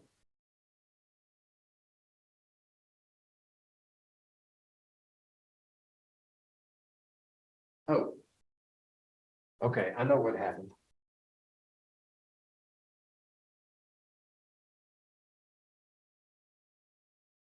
When we put these two solutions together, you got 100 milliliters of 0.1 molar ammonia. 0.1 molar ammonia. And we've got 50 milliliters of 0.1 molar ammonium chloride. Okay. When you put those together, you've changed the volume. Right. Now you have 0.1 times 100 is 10 millimolar. But now that's in 150 milliliters. And this one is 5 millimolar in 150 milliliters. Okay, this one is going to be equal to 0.0667 molar, and this one's going to be equal to 0.0333 molar. That's where those values came from. Right here. Because we diluted. When we add those together, we get a different volume. We have the same number of moles of each component, but we have a different volume. So that's why our starting point here is 0.0667 and not 0.1. So we know the reaction is going to the right. So we lose some here, we gain some there, and these are our equilibrium conditions. Okay, next. Now, KB, notice that this is a KB because that is reacting with water to produce hydroxyls. The KB is 1 times 10 to the minus 5. I think we were given that. Yes, we were given that value. So that's what KB represents. And then we plug in these values. And we're going to let X be so small that it doesn't make an impact. And also X is so small here, it doesn't make an impact. So it's 0.033 times X divided by 0.0667. And then we solve for X. X is the hydroxyl ion concentration. We calculate the POH and then we calculate the pH. And off camera, we've calculated the 5% rule and find that it satisfies the 5% rule. Or we can use the Henderson-Hasselbalch equation and give us the same thing, 9.25. Okay. So here we have a problem where we're calculating the pH of a solution with mixed with 1 liter of 0.5 molar ammonia with that same KB value and 0.5 liters of 0.1 molar ammonium chloride. And then we add 0.1 mole of HCl. Okay. So we're starting off with 0.5 mole of ammonia and 0.1 mole of ammonium hydroxide. Okay, that's simple calculation. So that's where we're starting with that, with this amount. What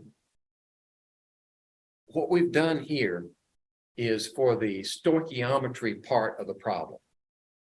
Sometimes it's more useful to do the calculations in that part of the solution in terms of absolute moles. So what we've got is, there's our 0.5 moles of ammonia, but we added 0.1 moles of hydrogen ions. And we have 0.1 mole of ammonia. So after the reaction, we used up all the hydrogen ions and we've consumed some of the ammonia and made some more ammonium. So now that we have those new values, we have that many moles of ammonia and that many moles of ammonium. Now we have a new volume of 1.5 liters and we calculate the base and the acid. Okay. Now for Henderson-Hasselbalch, we need to use the Ka.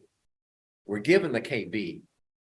So in order to get the Ka for the reaction, we have to divide the Kb into Kw. And this is the Ka.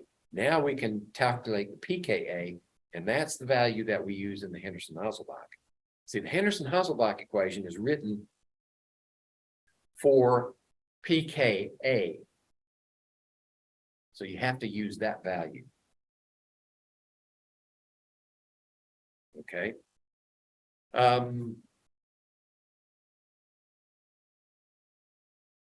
Wait a minute. I missed something. Okay, there's the pKa. Oh, and then the pKa goes into our solution. And we have to also put the concentrations in the correct position, right? What is the acid? The acid is the ammonium ion. And the conjugate base is the ammonia. So if you don't put those in the right position, you'll get the wrong answer.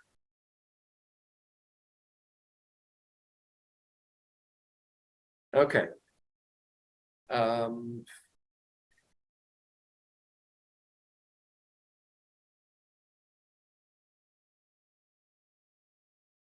So we have another problem with acetic acid and sodium hydroxide. Okay. And our beginning concentrations, we're going to let this reaction go to completion first. That's why we have the acid plus the base. So we calculate the molarity of the acid and the molarity of the base, and we find out that we've used up all of our acid, we've used up all of our base. Now we have this conjugate base over here. All right. Now what do we do with it? Now the dominant reaction is that base combining with water. So we know we're starting off with this, we got none of that, and we calculate the equilibrium position to be that, and we set that equal to, well, this is a KB reaction. Right? So the KB is going to be 10 to the minus 14th divided by the Ka of acetic acid. We have to do that first. And then we set up our equilibrium expression in terms of Kb and solve. We assume that the X is going to be small. So then we solve for the X, we find the POH is this and the pH is 8.72. Now, my question is, can we use Henderson-Hasselbalch in this case? Obviously not. So it's not the answer to every problem.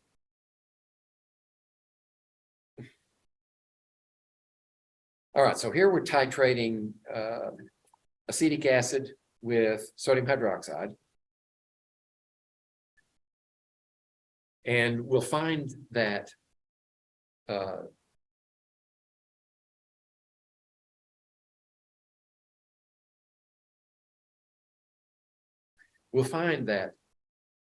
the titration curve will be different depending on the Ka of the acid. If the Ka of the acid is very low, we tend to find that the flat part of the reaction occurs down here at a low pH. And notice that the Ka here is 2, 10 to the minus 2. So the pKa is 2. This pKa is 4. This pKa is 6. So this goes back to what I was made a point of earlier. If you want to buffer a solution at a given pH, you want the pKa to be in the neighborhood of the pH that you desire. So if you desire a pH buffered in the range of 10 of pH 8, you want a Ka in the range of 10 to the minus 8 or a pKa of 8.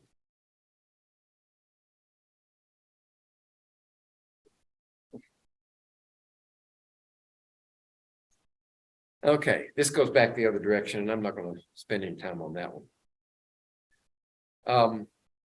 I will say this though. When we do the experiment 2 weeks from today, this is going to be acetic acid, H.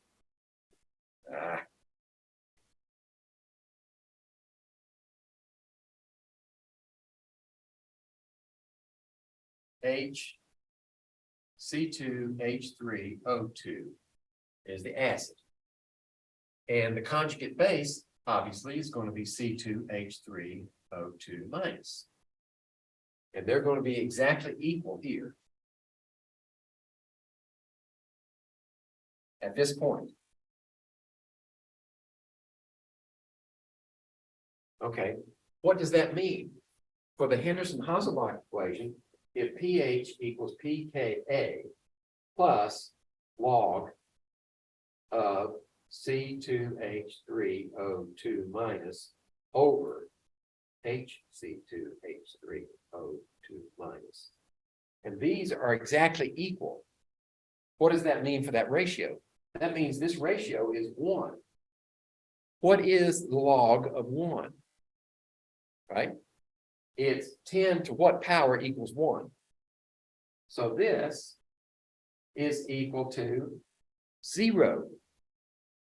That is equal to 0 when these are equal at that point. Okay? So what that means is when these are exactly equal, the pH equals the pK. So if you follow your graph over here to this side, that pH is equal to the pKa. Okay, that's what we're going to do. We're going to titrate acetic acid, and for every increment of added base, we're going to register a pH and have a data set that we can plot. And we plot it like that. We find out where the equivalence point is, go back half, find out where the pH is. That's your pKa. And that's the entire lab there in a nutshell. All right.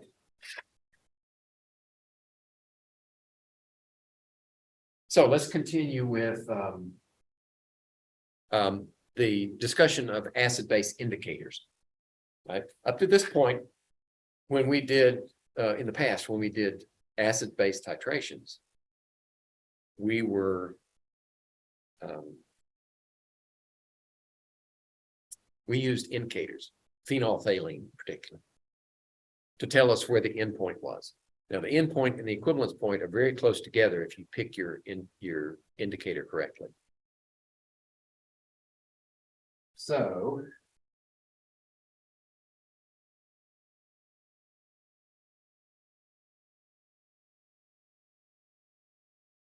that is the question. How do we pick the correct indicator for a reaction? Well, the first thing to do is to recognize that an indicator is also undergoing an acid-base reaction at the same time as the reaction of interest. So we often write it this way. Right? There's the indicator with our dissociable hydrogen, and it's in equilibrium with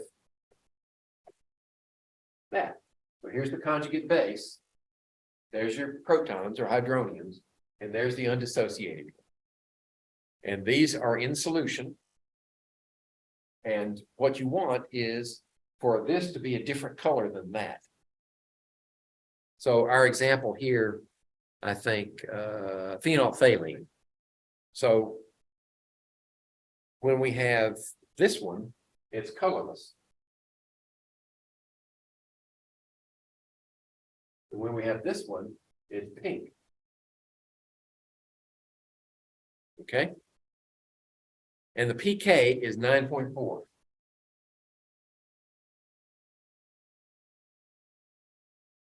If this is phenolphthalein.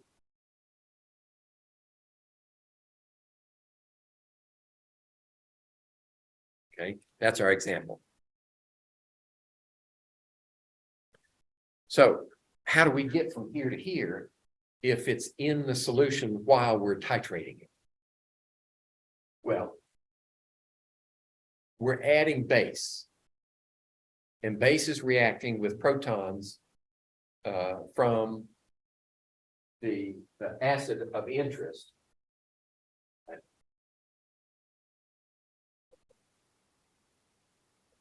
So this is our reaction. This is our indicator. So we're adding hydroxyls, and they're consuming hydrogens and moving this direction. Well, at the same time, they're also consuming these hydrogens. So what we want is for this reaction to be such that it doesn't make a significant change from this to this, until we've consumed all of these. Right. So now the trick is to find the right pK for this reaction.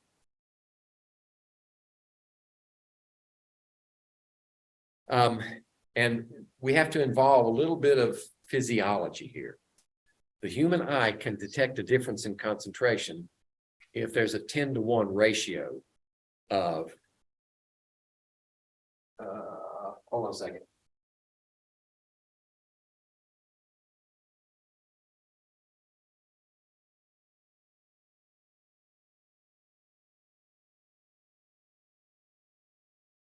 If there's a 10-to-1 ratio between these two values.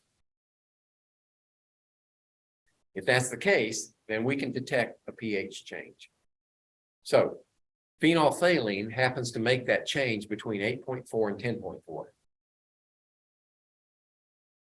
So between the ratio of 10-to-1 and 1-to-10, that's what we're doing here. Calculate this one 10-to-1 for phenolphthalein and calculate 1-to-10 for phenolphthalein. That gives you your color change range.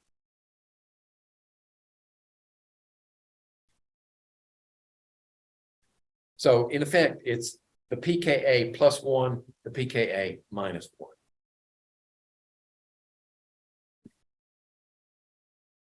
All right. So we've compiled a chart. In fact, you might find this in your book of pH ranges for color changes of various indicators. And this, it's easier to use a chart like this than it is to try to do those calculations. So what we find is, and I wish I could make this bigger, but phenolphthalein is down here, right there. So we see that the change in color occurs between these two pHs, 8.4 and 10.4, right in here.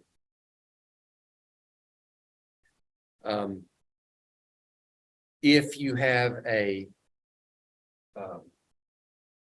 pK and a pH change for your reaction is in a different range, say it occurs in a pH of about 4, then we might want to use,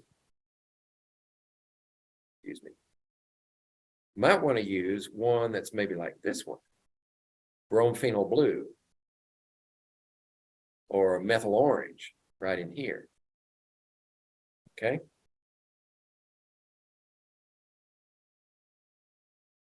And when do we want that pH change to occur? Well, we're not looking at this one now. We're looking at this one.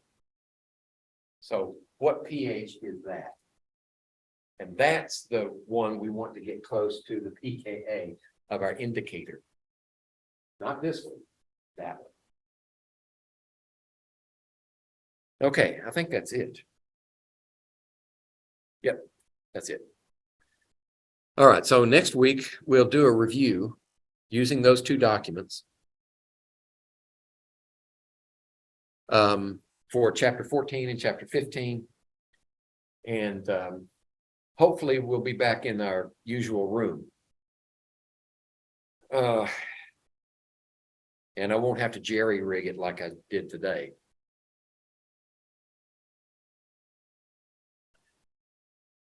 Okay, so that's it. We're way over time and I might as well call it quits while I can.